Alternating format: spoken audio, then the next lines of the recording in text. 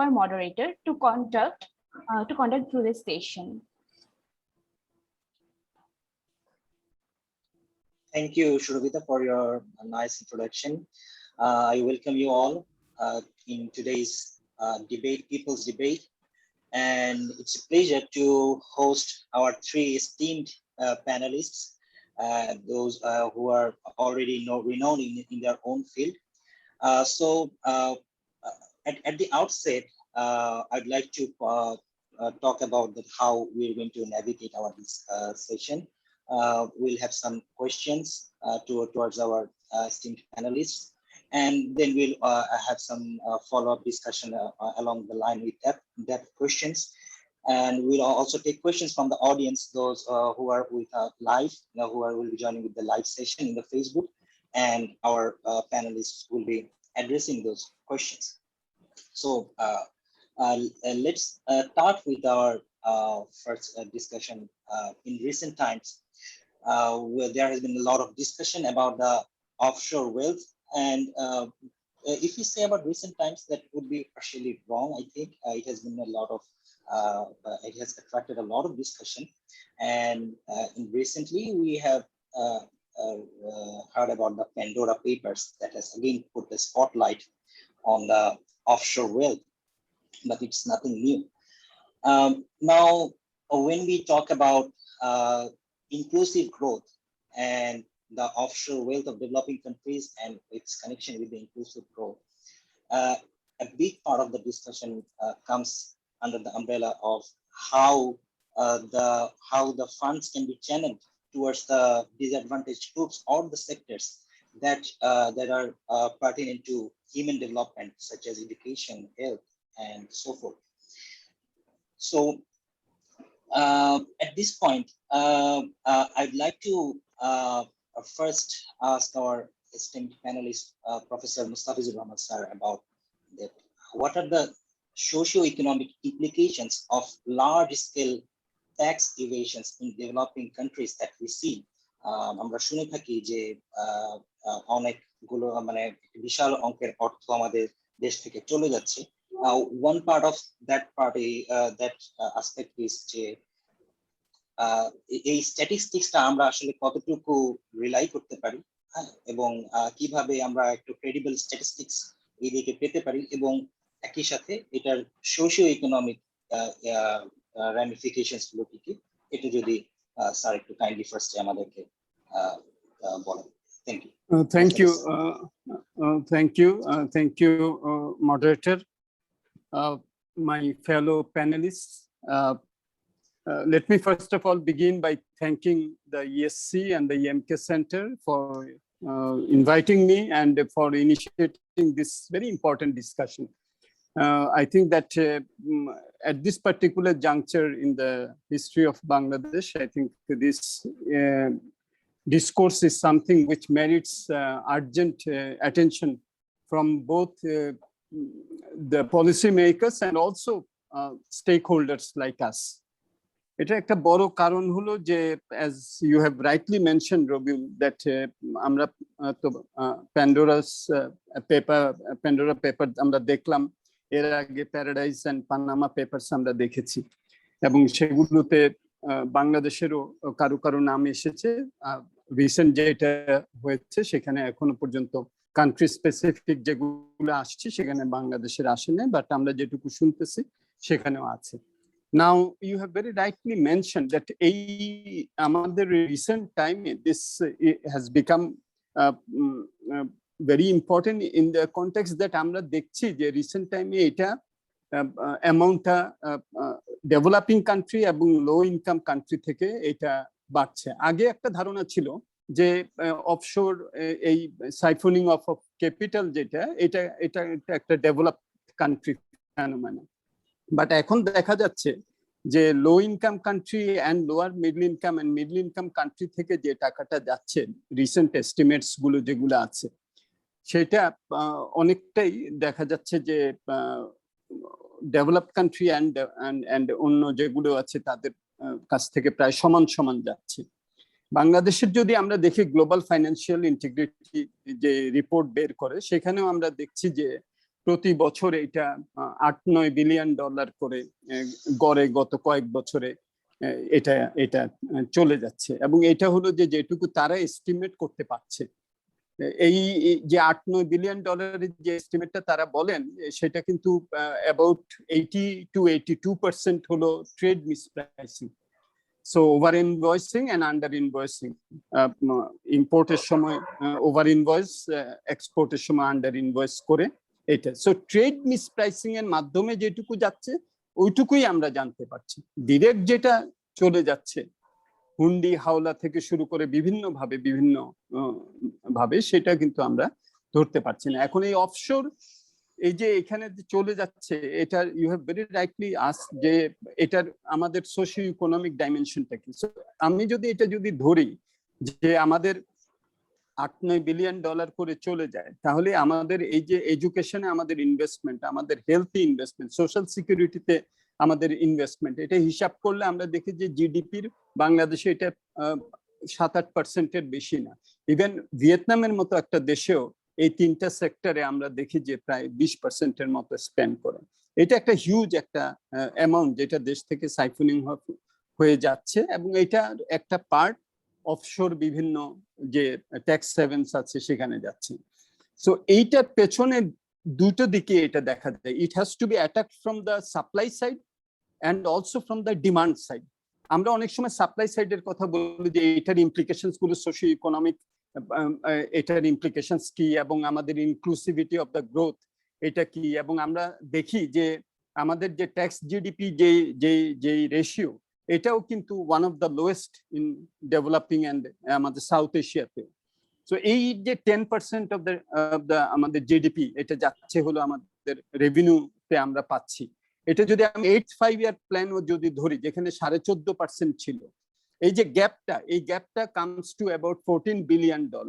So এখানে একটা tax ফাঁকি আছে, যেটার একমাত্র অল্প একটু অংশই কিন্তু আমরা বলছি যে এটা কিভাবে চলে যাচ্ছে, বাকিটাও কিন্তু নানান ভাবে এটা করাপশন, এটার ল্যাক অফ গুড গভর্নেন্স এটার জন্য হচ্ছে। এবং এটার ফলে যেটা হচ্ছে যে আমরা যে ইনক্লুসিভ অ্যান্ড ট্যাক্স জাস্টিস যেটাকে বলা হয়, সেটা কিন্তু আমরা করতে পারছি না। এবং এইটার সাথে সাথে আমাদের কেবলমাত্র ইনকাম ইনইকুয়ালিটি না, এটার সাথে সাথে আমাদের wealth inequality and asset inequality, এই দুটোও কিন্তু বাড়ছে। এই ট্যাক্স হেভেন গুলোতে যে যাচ্ছে, সেখানে আমরা যেটা দেখছি, যে আমি যেটাকে বললাম যে একটা যে সাপ্লাই সাইড একটা আসপেক্ট আছে, আমাদের অ্যান্টি করাপশন কমিশন, আমাদের ফাইন্যান্সিয়াল ইন্টিগ্রিটি ইউনিট যেটা আছে বাংলাদেশ ব্যাংকের, আমাদের রেগুলেটরি মেকানিজম কিছুটা দাঁড়িয়েছে, কিন্তু এনফোর্সমেন্ট মেকানিজম দাঁড়ায় নাই। এবং আমাদের এখানে ট্যাক্স ইভেশন এবং আমাদের এখানে বিভিন্ন ধরনের যে উইকনেস গুলো আছে ইনস্টিটিউশনাল, সেটা সুযোগ অনেকে নিয়ে এই টাকাটা বাইরে যাচ্ছে। এখন এই অফশোর ওয়েলথ যেগুলা নাকি আমাদের দেশের থেকেও যাচ্ছে, যেটা আমরা সবটা ধরতেও পারছি না, কিন্তু জেনারেল হিসাবে যেটা বলতেছে এটা বিভিন্ন ভাবে এটা যাচ্ছে। তো সেখানে একটা ডিমান্ড সাইড আছে, এবং সেটা হলো যে এরা জিরো বিভিন্ন ধরনের ট্যাক্সে এবং ট্যাক্স বিভিন্ন ইনসেন্টিভস দিয়ে এই টাকাটাকে নিয়ে যাচ্ছে। সো এখানে একটা ইন্টারন্যাশনাল কোলাবোরেশনের দরকার আছে ফ্রম দ্য ডিমান্ড সাইড। খুব ভালো যে G20 একটা স্টেপস নিয়েছে, এবং SDG-তেও গোল 17-এ এটা উল্লেখ করা হয়েছে যে এগুলোকে কমানোর জন্য স্টেপস নেওয়া হবে। কয়েকদিন আগে আপনারা দেখবেন G20-র উদ্যোগে 130টা দেশ এটাতে সাইন করেছে যে কর্পোরেট ট্যাক্স 15%-এর কম হবে না। সো এইটা, এই যে ট্যাক্স হেভেন গুলো যে করা হয়েছে, সেখানে তারা ইনসেন্টিভাইজ করে কিভাবে, তারা বলে যে আমার এখানে টাকাটা নিয়ে আসো, আমি তোমাকে জিরো ট্যাক্স তোমার এখানে। সো এই যে একটা মিনিমাম যদি ফ্লোর করা যায়, তাহলে কিন্তু আমরা এটাকে কিছুটা হলেও ডিসইনসেন্টিভাইজ করতে পারি, যে দেশের থেকে টাকা বাইরে নিয়ে যে সেখানে জিরো ট্যাক্সেশনে সেটা তারা করতে পারবে না। সো এই যে গ্লোবাল কোলাবোরেশনের যে অপরচুনিটি গুলো আছে, সেটাও কিন্তু আমাদের কাজে লাগবে। So both from the supply side and from the demand side এটাকে অ্যাটাক করতে হবে। সোশিও ইকোনমিক ইমপ্লিকেশন অবভিয়াসলি এটা তো is a glaring manifestation of lack of good governance, যেখান থেকেই এটা যাক না কেন। এবং এই যে আমাদের দেশে এখন এই এলডিসি গ্রাজুয়েশনের জন্য প্রস্তুত হচ্ছে 2026-এ। আমরা 2015 আমরা লো ইনকাম থেকে লোয়ার মিডল ইনকামে গ্রাজুয়েশন আমাদের হয়েছে। এই যে ডুয়াল গ্রাজুয়েশনের চ্যালেঞ্জ যেটা বাংলাদেশে আসছে, সেটা যদি আমরা অ্যাড্রেস যদি করতে চাই, তো তাহলে কিন্তু আমাদের এই ধরনের যে সাইফনিং অফ মানি, যে এটা আমরা অনেক সময় কি করি, আমরা ফিসকাল ইনসেন্টিভ দিয়ে 10% দিয়ে এটাকে হোয়াইট করো, এবং আমরা দেখলাম যে 10% দিয়েও হোয়াইট করেছে হলো মাত্র গত ফিসকাল ইয়ারে 20,000 কোটি টাকা মাত্র হোয়াইট করা হয়েছে, তার মধ্যে 10%-এ 2,000 কোটি টাকা সরকার পেয়েছে। যেখানে আমাদের এনবিআর এর কালেকশন এত কম হওয়া সত্ত্বেও 2,70,80,000 কোটি টাকার মধ্যে আমাদের 2,000 টাকা সরকার এখানে পেয়েছে। আর এইবার যখন এটাকে 25%-এর সাথে হাইয়েস্ট, ওটার সাথে আরো 2.5% যোগ করা হলো, 27.5%, 5% যখন হলো 27.5%, সেখানে আমরা দেখছি যে প্রথম 4 মাসে মাত্র 122 জন তারা 3 কোটি টাকা হোয়াইট করেছেন, 15 কোটি টাকা হোয়াইট করেছেন, সরকার 27% দিয়ে ওখানে 3.5 কোটি টাকার মতো পেয়েছেন। তার মানিটা কি? তার মানিটা হলো যে আমরা যখন একটু এনফোর্স করতে যাই, আমাদের যারা এগুলো করেন দুর্নীতি ইত্যাদির মাধ্যমে এই টাকাটা আসে অনেক সময়, সেটা দেখা যাচ্ছে যে তারা অনুৎসাহিত। তার কারণটা হলো যে আমাদের এখানে এনফোর্সমেন্ট মেকানিজম এবং এগুলোকে জবাবদিহিতার মধ্যে নিয়ে আসা ট্রান্সপারেন্সি এটা নেই।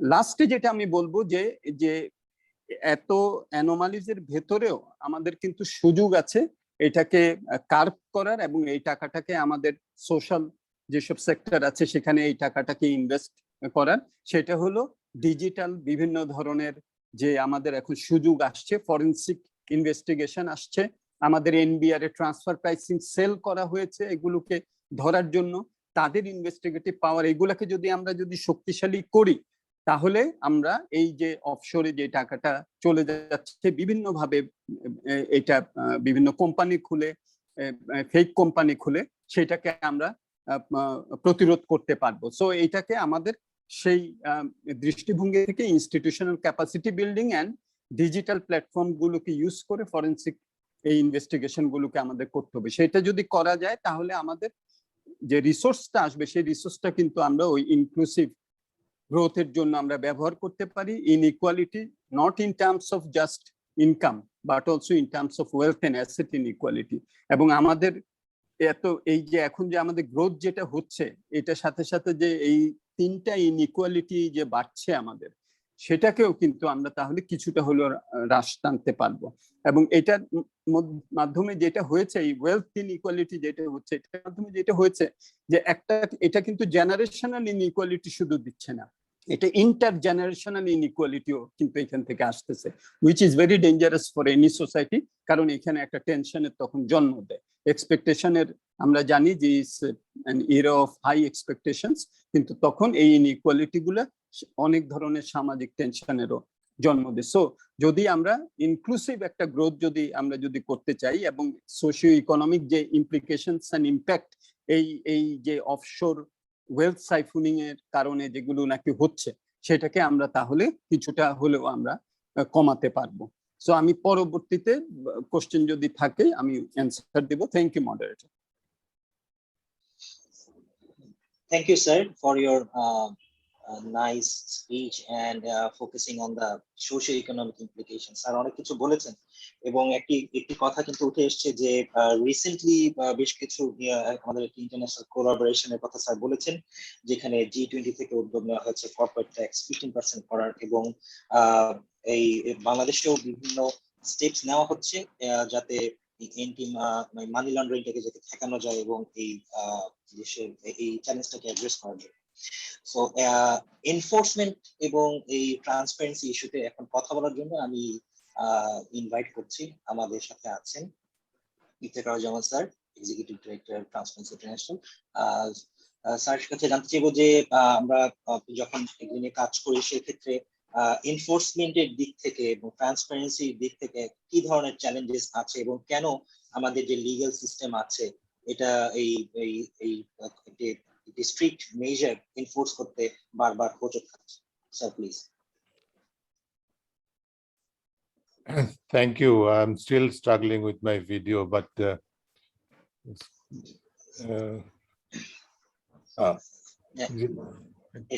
Yeah. আমিও শুরু করছি। Thank you for the opportunity to the Economics Research Center, Economic Study Center, and also to the MK Center for giving me this opportunity tonight. আমি প্রথমে অ্যাপোলোজাইজ করছি বিকজ আমি থেকে বলে নিয়েছিলাম যে আমার আরেকটা কমিটমেন্ট আছে, আমি 7:45 I'll have to log off to meet that commitment. So আমি যে জিনিসটা আমি মূল প্রশ্নে যাওয়ার আগে, আপনার মডারেটরের মূল প্রশ্নে যাওয়ার আগে প্রফেসর মুস্তাফিজ যে কথাগুলো বলেছেন সেখানে একটা পয়েন্টে আমি একটু অ্যাড করতে চাই। সেটা হচ্ছে যে এই যে অফশোর ওয়েলথ, সে অফশোর ওয়েলথটা কিন্তু syndrome of a bigger disease. ডিজিজটা হচ্ছে যে illicit transfers of illicit financial transfer which is based on primarily on corruption, abuse of power এবং drugs and illegal trades and also যেটাকে ট্যাক্স ইভেশন বলা হয়। এই তিনটার সমন্বয়ে যে ইলিসিটলি আর্নড ওয়েলথ হয় বা ইনকাম হয় সেটাকে ট্রান্সফার করার বিষয়টা, এবং সেটার একটা সিংহভাগ চলে যায় অফশোর ওয়েলথ হিসেবে অফশোর আইল্যান্ড কান্ট্রিগুলোতে, আইল্যান্ডসগুলোতে। সো এটা নতুন সমস্যা না, কিন্তু যেটা বলেছেন যে আমরা রিসেন্টলি প্যান্ডোরা পেপারসে দেখলাম একটা বিশাল একটা চিত্র বেরিয়ে আসছে। কিন্তু যে জিনিসটা আমি প্রথমে গুরুত্ব দিতে চাইবো যে ডিমান্ড সাইডের কথা যেটা বলা হচ্ছে, ডিমান্ড সাইডটা ক্রুশিয়াল আমার মতে।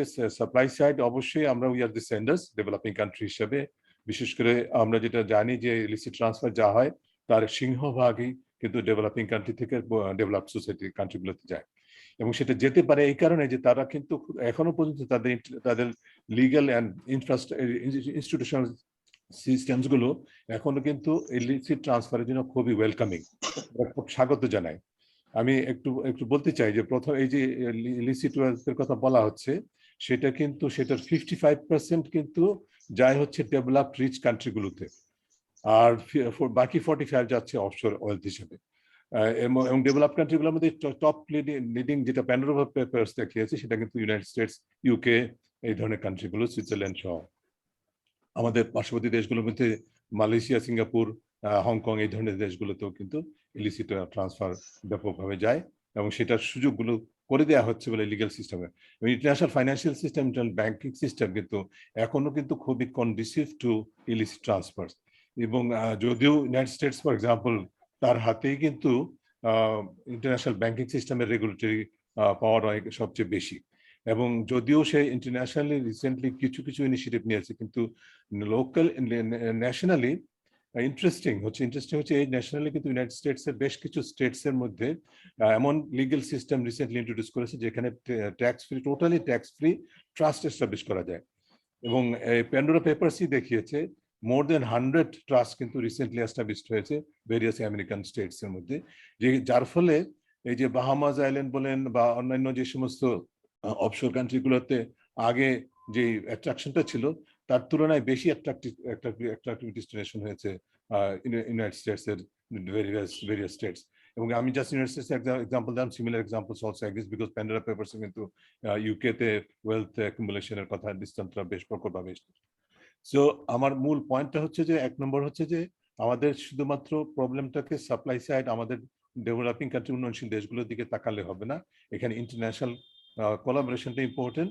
কিন্তু কোলাবোরেশন হচ্ছে ইম্পর্টেন্ট হলো যে আসলে এই কান্ট্রিগুলো যারা এখন ডেস্টিনেশন হিসাবে কাজ করছে তাদের দেশের জনগণের মধ্যে সচেতনতা বৃদ্ধি করতে হবে, ইলিসিট ট্রান্সফার বিরোধী কি বলে যে জনমত সৃষ্টি করতে হবে, পাশাপাশি তাদের পলিটিক্যাল লিডারশিপের মধ্যে কিন্তু আমাদের যেটা করতে হবে, যেটা করা প্রয়োজন, যে এক ধরনের মানে সৎ সাহস, দৃঢ়তা এবং রাজনৈতিক সদিচ্ছা দেখাতে হবে এই প্রবলেমটা কন্ট্রোল করার জন্য। কারণ যতদিন পর্যন্ত আমরা ডিমান্ড সাইড কন্ট্রোল করতে পারবো না ততদিন পর্যন্ত আমরা যত ইফেক্টিভলি এনফোর্স করি না কেন আমাদের দেশগুলোতে আইনের কিন্তু এই ফাঁক ফোকর থেকেই যাবে, এবং তার মাধ্যমে ইলিসিট ট্রান্সফার কন্টিনিউ করবে, এটা ঠেকানো যাবে না। হ্যাভিং সেড দ্যাট আমাদেরও কিন্তু রেসপন্সিবিলিটি আছে। আমি মনে করি যে বাংলাদেশ থেকে যেই চিত্রটা প্রফেসর মুস্তাফিজ তুলে ধরেছেন কিছুটা, সেখানে আমাদের দেশের থেকে জিএফআই অনুযায়ী $9 billion a year, কিন্তু এর সাথে যদি অন্যান্য ট্রান্সফার অ্যাড করা হয় at least $12 to $15 billion a year আমাদের দেশ থেকে ইলিসিটলি ট্রান্সফার হয়ে যাচ্ছে। So it's a huge amount of resources, এবং এর মধ্যে আনফর্চুনেটলি যারা ইনভলভ তাদের একটা সিংহভাগ হচ্ছে যে যারা এক্সপোর্ট এন্ড ইম্পোর্ট ট্রেডের সাথে জড়িত। জিএফ এর 80% হচ্ছে যে যারা ইংলিশ ইনভয়েসিং এর মাধ্যমে ট্রান্সফার গুলো হয়। আর এছাড়াও অন্যভাবে যে যারা ইলিসিটলি ট্রান্সফার ওয়েলথ ট্রান্সফার করে, মালয়েশিয়ার সেকেন্ড হোম বলেন, কানাডাতে বেগমপাড়া বলেন, বা অন্যান্য দেশে যে সমস্ত ওয়েলথ এন্ড প্রপার্টিজ অ্যাকুমুলেশন হচ্ছে বাংলাদেশিদের কর্তৃক, তাদের মধ্যে সিংহভাগ কিন্তু হচ্ছে যারা powerful, comparatively powerful, richer and powerful people, and powerful and linked with the political and government structure, যাদের সাথে লিঙ্কেজটা খুব স্ট্রং। সেটা এটির কারণে যেটা হয় যে সত্যিকার অর্থে কিন্তু আমাদের যে লিগ্যাল ন্যাশনাল এবং ইন্টারন্যাশনাল লেভেলে যে লিগ্যাল স্ট্রাকচারটা তৈরি হয়েছে, যেটি সাম্প্রতিককালে বেশ জোরদার হয়েছে, আমি বলবো আমাদের anti money laundering act is quite বলবো যে ইফেক্টিভ হতে পারতো, কোয়াইট পাওয়ারফুল ল আছে আমাদের, এবং ইন্টারন্যাশনাল লিগ্যাল সিস্টেমটাও কিন্তু ইউনাইটেড নেশনস কনভেনশন এগেইনস্ট কারাপশনের কারণে খুবই সাম্প্রতিককালে শক্তিশালী হয়েছে। যার ফলে এই দুইটার যোগ সমন্বয়ের মাধ্যমে কিন্তু আমাদের দেশ থেকে যারা অর্থ পাচার করেন অফশোর আইল্যান্ডস গুলোতেই হোক আর ডেস্টিনেশন কান্ট্রি যেগুলোর কথা আমি উল্লেখ করলাম, সুইজারল্যান্ড সহ ইউনাইটেড স্টেটস সহ যুক্তরাষ্ট্র সহ অন্যান্য দেশগুলোতে যারা অর্থ পাচারের মাধ্যমে সম্পদের মালিক হচ্ছেন, তাদেরকে চিহ্নিত করে তাদেরকে অর্থ বাজেয়াপ্ত করে পাচারকৃত অর্থ ফেরত আনা এবং তাদেরকে দৃষ্টান্তমূলক শাস্তি দেওয়া, এটা কিন্তু সম্ভব। এটা হচ্ছে না এই কারণে যে এনফোর্সমেন্টটা উইক। আমাদের অ্যান্টি কারাপশন কমিশন বলি, অন্য ল এনফোর্সমেন্ট এজেন্সির কথা বলি, বাংলাদেশ ব্যাংকের ফাইন্যান্সিয়াল ইন্টেলিজেন্স ইউনিটের কথা বলি, অ্যাটর্নি জেনারেল অফিসের কথা বলি, যাদের দায়িত্ব হচ্ছে যে সমন্বিতভাবে এই সুযোগগুলো নেওয়া, যেটা আনকাক করে দিয়েছে যে পারস্পরিক আইনি সহায়তার মাধ্যমে যে দেশে অর্থ পাচার হয় সেই দেশের সাথে সহযোগিতার মাধ্যমে আমাদের কিন্তু পাচারকৃত অর্থ ফেরত আনা এবং যারা এর সাথে জড়িত তাদেরকে চিহ্নিত করা সম্ভব। এবং আমি এই জন্য এটা বলছি কারণ আমরা কিন্তু ইতিমধ্যে দৃষ্টান্ত স্থাপন করেছি, বাংলাদেশ কিন্তু পাচারকৃত অর্থ ফেরত এনেছে এবং একজন পাওয়ারফুল পলিটিক্যাল লিডারের পাচারকৃত অর্থ ফেরত আনা হয়েছিল, যেটি প্রাক্তন প্রধানমন্ত্রীর একজন ছেলে, তার অর্থ সিঙ্গাপুর থেকে ফেরত আনা হয়েছিল। এবং যেই প্রক্রিয়ায়, আমি রিপিট করছি, যেই প্রক্রিয়ায় সেই সময় 2012-তে সেই অর্থ ফেরত এসেছিল, 2008-এ প্রক্রিয়া শুরু করে সেই একই প্রক্রিয়া কিন্তু এখনো রয়েছে, বরং আরো জোরদার হয়েছে। তখন রাজনৈতিক সদিচ্ছা ছিল ফেরত আনার পক্ষে, ফেরত আনার সমর্থনে। এখন রাজনৈতিক সদিচ্ছা নেই ফেরত আনার সমর্থনে, যেই কারণে আসলে এই কারণে নেই যে কারণ যারা অর্থ পাচারের মূল হোতা তারা হচ্ছে ক্ষমতাবান, তারা পাওয়ারফুল, তারা পলিটিক্যালি লিঙ্কড, তারা সংসদের 62+ হচ্ছে তারা বিজনেস এন্ড এক্সপোর্ট এন্ড ইম্পোর্টের সাথে জড়িত। So they are very powerful people. এদেরকে কিন্তু আপনার জবাবদিহিতার আওতায় আনার ক্ষেত্রে সংশ্লিষ্ট প্রতিষ্ঠানগুলোর সৎসাহস দৃঢ়তার ঘাটতি রয়েছে, যেই কারণে এটি পাচার করা সম্ভব হয় না। কাজে আমাদেরকে যে জিনিসটা করতে হবে, সবার আগে রাজনৈতিক সদিচ্ছা নিশ্চিত করতে হবে এবং সংশ্লিষ্ট প্রতিষ্ঠানগুলোর সামর্থ্য বৃদ্ধি করতে হবে, ট্রান্সপারেন্সি অ্যান্ড অ্যাকাউন্টেবিলিটি এনশিওর করার জন্য যেই আইনি কাঠামোর দরকার সেটি আছে। আরো কিছু ক্ষেত্রে হয়তো জোরদার করার প্রয়োজন আছে। আমি মনে করি আইনি কাঠামো আছে, জাতীয় আইনও রয়েছে, আন্তর্জাতিক আইনও রয়েছে, সে নেই শুধু এই আইনি প্রয়োগের যে সদিচ্ছাটি, সেটি যদি আমরা অর্জন করতে পারি, তাহলে কিন্তু আমাদের এই যে পাচারকৃত অর্থ ফেরত আনা সম্ভব। এবং যেটা উন্নয়নের জন্য, যে কারণে উন্নয়ন ব্যাহত হচ্ছে, যে স্বাস্থ্য শিক্ষার দৃষ্টান্তটা প্রফেসর মুস্তাফিজ দিয়েছেন, এরকম অবকাঠামোগত উন্নয়ন, সবকিছু কিন্তু ব্যাপকভাবে জোরদার করা যায়, আরো জোরালো ভাবে বৃদ্ধি করা যায়, যদি আমাদের যে দেশের সম্পদ যেটা পাচার হয়ে যাচ্ছে সেটাকে প্রতিরোধ করা যায় এবং ফেরত আনা যায়। আমি এই পর্যায়ে বলে শেষ করছি, যদি পরবর্তী সময় থাকে আমি হয়তো আলোচনায় অংশগ্রহণ করতে পারবো। ধন্যবাদ। ধন্যবাদ ইফতিখারুজ্জামান স্যারকে চমৎকার বক্তব্যের জন্য। স্যার আমাদেরকে অনেকগুলো পয়েন্টস টাচ করে গিয়েছেন এবং বিশেষ করে ইনস্টিটিউশনাল সাইড এবং ক্যাপাসিটি বিল্ডিং এর ক্ষেত্রে জোর দিয়েছেন, পলিটিক্যাল উইলের কথা বলেছেন, যেটা ভেরি ইম্পর্টেন্ট। আমরা বেশ কিছু কোয়েশ্চেনও পেয়েছি, কিন্তু কোয়েশ্চেন গুলোতে যাওয়ার আগে আমরা এখন এই মুহূর্তে চলে যাব, আমাদের সাথে আছেন বাংলাদেশ ব্যাংকের joint director mister Asif Iqbal. Asif ভাই, আপনার কাছে আমাদের এই মুহূর্তে যে অনেকগুলো ইস্যু সামনে চলে এসেছে অলরেডি ডিসকাশনে, তো একটি প্রশ্ন জায়গা থেকে শুরু করতে চাই যে আমরা দেখেছি যে 2002 সালে সাউথ এশিয়াতে বাংলাদেশ প্রথম দেশ ছিল যারা এন্টি মানি লন্ডারিং বা মানি লন্ডারিং প্রিভেনশন অ্যাক্ট যেটা চালু করে। তো আমরা যখন ইনস্টিটিউশনাল ইমপ্লিমেন্টেশনের দিক থেকে দেখি, হ্যাঁ, এই অ্যাক্ট গুলো, এবং বাংলাদেশ ব্যাংক একটি গুরুত্বপূর্ণ রোল প্লে করে এই পলিসি মেকিং এর ক্ষেত্রে। তো সেখান থেকে কি ধরনের চ্যালেঞ্জ আছে আমাদের এই এনফোর্সমেন্টের দিক থেকে, যেটা আমাদের এই অফশোর ওয়েলথের ক্ষেত্রে ভূমিকা রাখছে? আসিফ ভাই, থ্যাংক ইউ। ধন্যবাদ রুবেল ভাই, এবং thank you very much to the Economic Studies Center and EMK Center for organizing this very interesting seminar, and really feel honored and grateful to all of you, and especially thankful and thanking to my other earlier panelists for their esteemed and valuable inputs. The question you have put, যে জিনিসটা আমি একটু শুরু থেকে শুরু করতে চাই, Bangladesh bank, Bangladesh financial intelligence unit, national board of revenue বা অন্য যে এজেন্সি আছে ফান্ড ম্যানেজমেন্ট, ফান্ড ফ্লো এর সাথে, এদের কাজের মধ্যে সমন্বয়টা কিন্তু আগের চেয়ে অনেক জোরদার হচ্ছে, এক নাম্বার। দুই নাম্বার হচ্ছে যে এই কাজগুলো অনেক স্ট্রং করার জন্য কিন্তু বাংলাদেশ ফিনান্সিয়াল ইন্টেলিজেন্স ইউনিট নামে একটি আলাদা প্রতিষ্ঠান করা হয়েছে, যা একটি পূর্ণাঙ্গ প্রতিষ্ঠানে গড়ার পথে আছে। আমাদের কিন্তু আইনটা অ্যামেন্ডমেন্ট হয়েছে 2012 সালে, এবং 2000 এরপর থেকে এই বিএফআই কাজ করছে, এবং বিএফআই কিন্তু এখন পুরোপুরি না হলেও আধা স্বতন্ত্র প্রতিষ্ঠান হিসেবে কাজ করছে। এবং আমরা যদি ফিনান্সিয়াল অ্যাকশন টাস্ক ফোর্স এবং Asian Pacific group on and money laundering এর প্রতি বছরের মিউচুয়াল ইভালুয়েশন রিপোর্ট গুলো দেখি, বাংলাদেশে শেষ 5 বছর ধরে কিন্তু মিউচুয়াল ইভালুয়েশন রিপোর্টের প্রতিটা রিপোর্টে বাংলাদেশে গ্র্যাজুয়াল ইমপ্রুভমেন্ট হয়েছে। এফএটিএফ হচ্ছে অ্যান্টি মানি লন্ডারিং বিষয়ে গ্লোবাল স্ট্যান্ডার্ড সেটিং বডি। এছাড়াও একটা জায়গাতে আমি ইফতেখার স্যার বা মুস্তাফিজ স্যারের সাথে একটু ডিফার করতে চাই, যে আমাদের দেশ থেকে যে মানি লন্ডারিং বা মানি লন্ডারারদেরকে ধরার বিষয়ে যে রাজনৈতিক সদিচ্ছার ব্যাপারে স্যাররা যেটা বললেন, গত 3 বছর যদি আমি দেখি, করোনার পরে অবভিয়াসলি অনেক কিছুই অনেক এলোমেলো হয়ে গেছে। করোনা পরবর্তী সময়ের অ্যাকশন দেখে বোঝা যাবে না।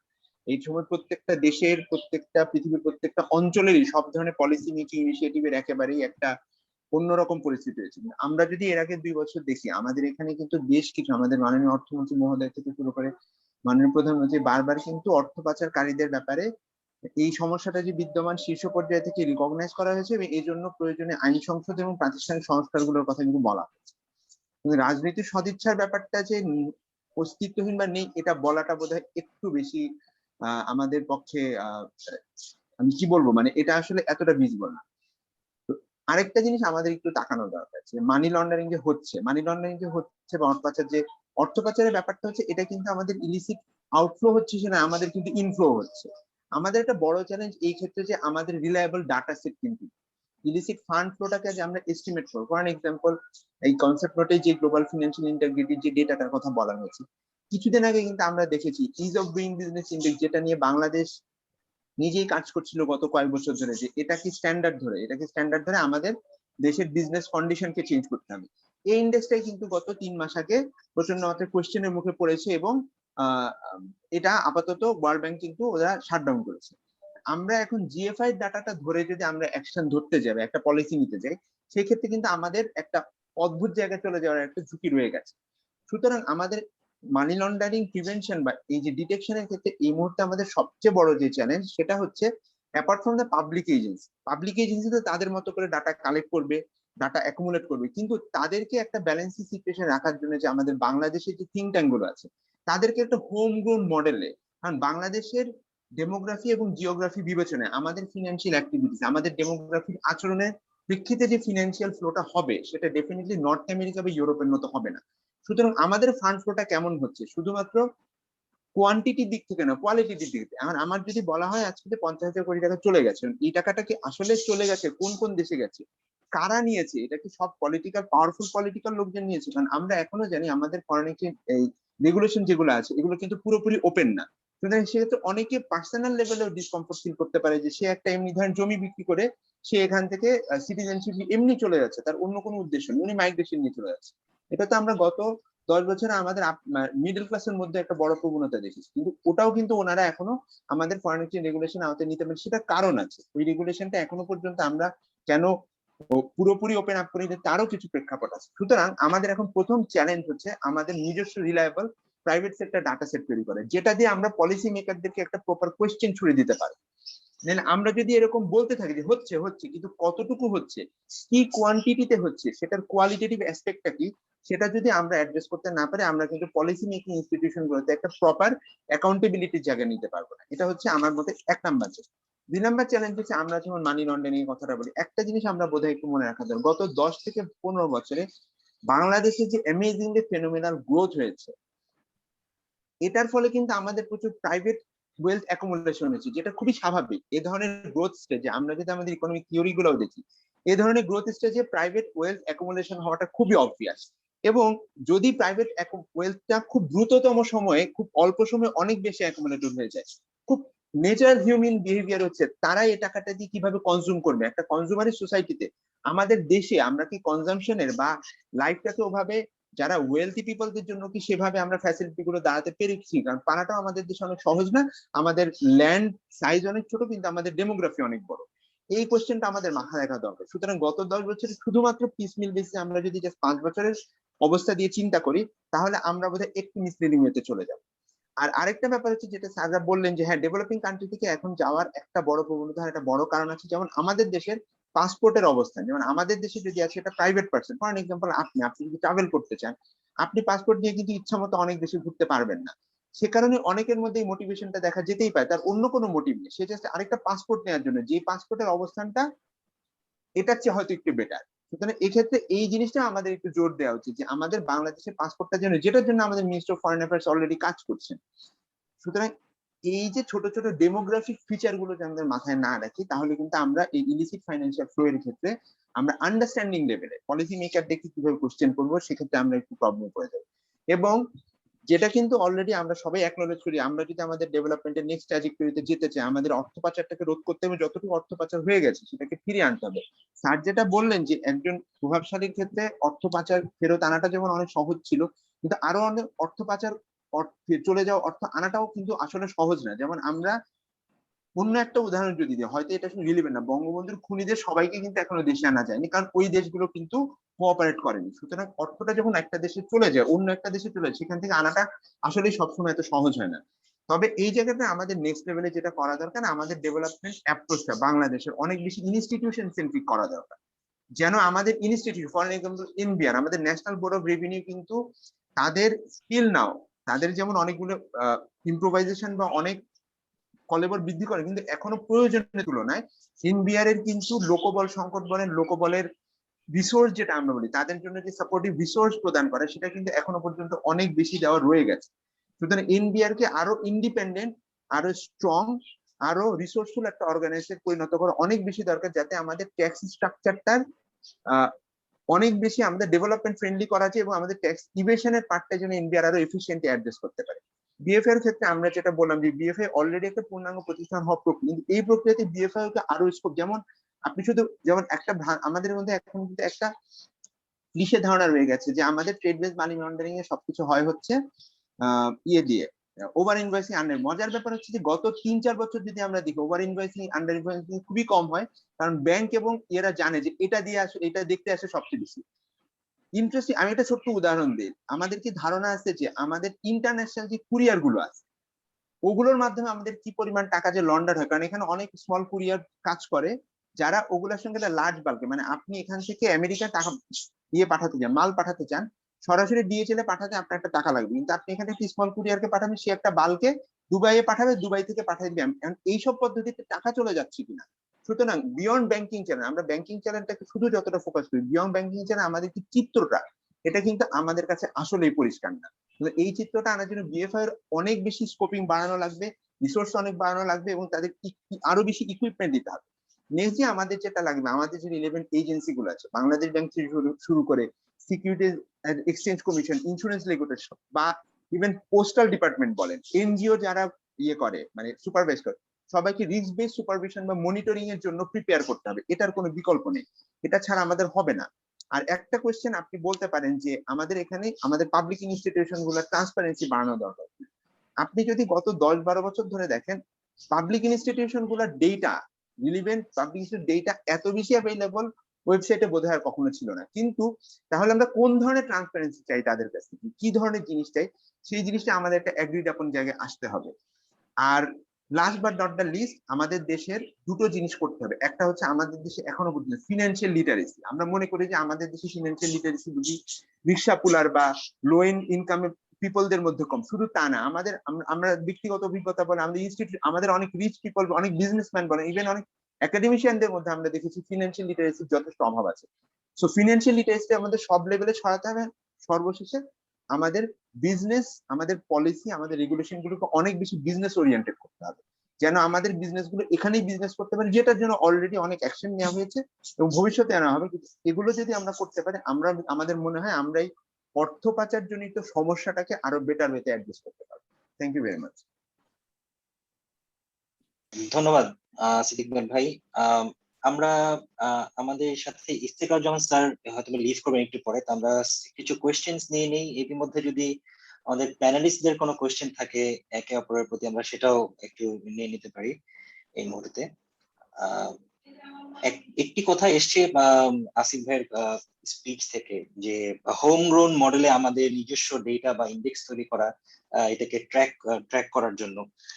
তো এখন আমার প্রশ্ন হচ্ছে যে আমরা দেখেছি যে সাধারণত দেখা যায় প্রাইভেট সেক্টর থেকে যদি কোনো সার্ভে বা রিপোর্টের ডেটা আসে, সেখানে একটা রেজিস্ট্যান্স কিন্তু অনেক সময় কাজ করে পলিসি মেকিং লেভেলে, যে না আমরা গভর্নমেন্ট এজেন্সি ডেটা আমরা অ্যাকসেপ্ট করব, বাইরের ডেটা আমরা অ্যাকসেপ্ট করব না, সেটা একটা কাজ করে। তো আমার প্রশ্ন হচ্ছে যে এইরকম একটা সেটআপে কি আদৌ হোম গ্রোন মডেল কাজ করবে কিনা, বা আমরা যদি এখানে ডেটা চ্যালেঞ্জটা অ্যাড্রেস করার কথা বলি, সেই ক্ষেত্রে এখানে করণীয় কি আছে, এটা একটু আমি জানতে চাই ডক্টর ইফতেখার জামান স্যারের কাছে। ধন্যবাদ। আমি যেটা বলবো যে আচ্ছা, আপনার প্রশ্নে যাওয়ার আগে আমি একটা জিনিস বলতে চাই যে আসলে বঙ্গবন্ধুর খুনিদেরকে ফেরত আনতে না পারার সাথে পাচারকৃত অর্থ ফেরত আনার বা সম্পদ ফেরত আনার এই কম্পারিজনটা কিন্তু মোটেই যৌক্তিক না, এটা সম্পূর্ণ আলাদা জিনিস। এবং আমি আবারও বলবো যে এখন জাতীয় এবং আন্তর্জাতিক আইনি কাঠামো এমন আগের তুলনায় অনেক জোরদার হয়েছে। সহজ না, আমি এগ্রি করবো, পাচারকৃত অর্থ ফেরত আনা সহজ না, তবে অনেক তুলনামূলকভাবে সম্ভব, এবং অনেক যদি আমাদের সদিচ্ছা থাকে এবং যে সমস্ত দেশগুলোতে পাচার হচ্ছে তাদের সাথে আমাদের প্রয়োজনীয় সহযোগিতা এস্টাবলিশ করার জন্য, যে মিউচুয়াল লিগ্যাল অ্যাসিস্ট্যান্স শুধু চুক্তিটা করে বসে থাকলেই হবে না, তাদের সাথে সহায়তার জন্য সেই সদিচ্ছা নিয়ে কাজ করতে হবে। এবং সেটার জন্য অনেকগুলো প্রতিষ্ঠান আছে যৌথভাবে কাজ করার দরকার রয়েছে, যেগুলো আমরা উল্লেখ করেছি, এবং জাতীয় রাজস্ব বোর্ড সহ বিএফআইইউ, আমাদের attorney general office, anti corruption commission, এই ধরনের প্রতিষ্ঠানগুলো যৌথভাবে কাজ করতে হবে। এবং সেটার মাধ্যমে কিন্তু আমি মডেলটা রিপিট করতে চাই না, ইতিমধ্যে বাংলাদেশ যেহেতু পেরেছে, একটি ক্ষেত্রে করতে পারলে আমি 100 ক্ষেত্রে করতে পারবো না কেন, সেই প্রশ্নের জবাব কিন্তু আমরা কখনো সরকারের কাছ থেকে বা কখনো আসলে সদুত্তর কিন্তু আমরা পাই না। এটি একটা জিনিস। আর আপনার ডেটার বিষয়ে আমি যেটা বলবো যে আসলে এই প্রক্রিয়াটি বেসরকারি সংস্থার পক্ষে যতটুকু সম্ভব সেটা মানে সম্ভব হবে, জোরালো ভাবে সম্ভব হবে যদি এখানে সরকারের সহযোগিতা থাকে। আমাদের দেশে আনফরচুনেটলি এখানেও একটা আমি দুঃখের কথাই বলবো বা হতাশার কথাই বলবো যে বেসরকারি সংস্থার প্রতিবেদনকে সাধারণত প্রত্যাখ্যান করার একটা মানসিকতা আছে, কারণ আমরা সমালোচনা সইতে পারি না, সমালোচনা সেইবার সৎ সাহস আমাদের নেই। তা সত্ত্বেও আমি যে দৃষ্টান্তগুলি অর্থ পাচার সম্পর্কে, বাংলাদেশ থেকে অর্থ পাচার সম্পর্কে জিএফআই এর বাইরে যে দুটো ক্রেডিবল অন্তত এস্টিমেটস আছে, সেটা কিন্তু ট্রান্সপারেন্সি ইন্টারন্যাশনাল বাংলাদেশ করেছে। আমাদের দেশে যারা বিদেশি, যারা এক্সপাট্রিয়েট ওয়ার্কার্স রয়েছে, যারা বিদেশি বিভিন্ন প্রাইভেট এবং বেসরকারি সংস্থায় কাজ করছেন, তাদের একটা আয়ের একটা বিশাল অংশ কিন্তু পাচার হয়ে যায়, ক্যাশ হিসেবে তারা দেশের বাইরে নিয়ে যায় বা অন্যভাবে তারা দেশের বাইরে অবৈধ প্রক্রিয়া পাচার করে নেয়। এবং আমরা সেটা এস্টিমেট করেছি অ্যাটলিস্ট $2 বিলিয়ন এ ইয়ার, সেটা এস্টিমেট করেছি। সুনির্দিষ্ট তথ্যের উপর নির্ভর করে আমরা সেটা করেছি।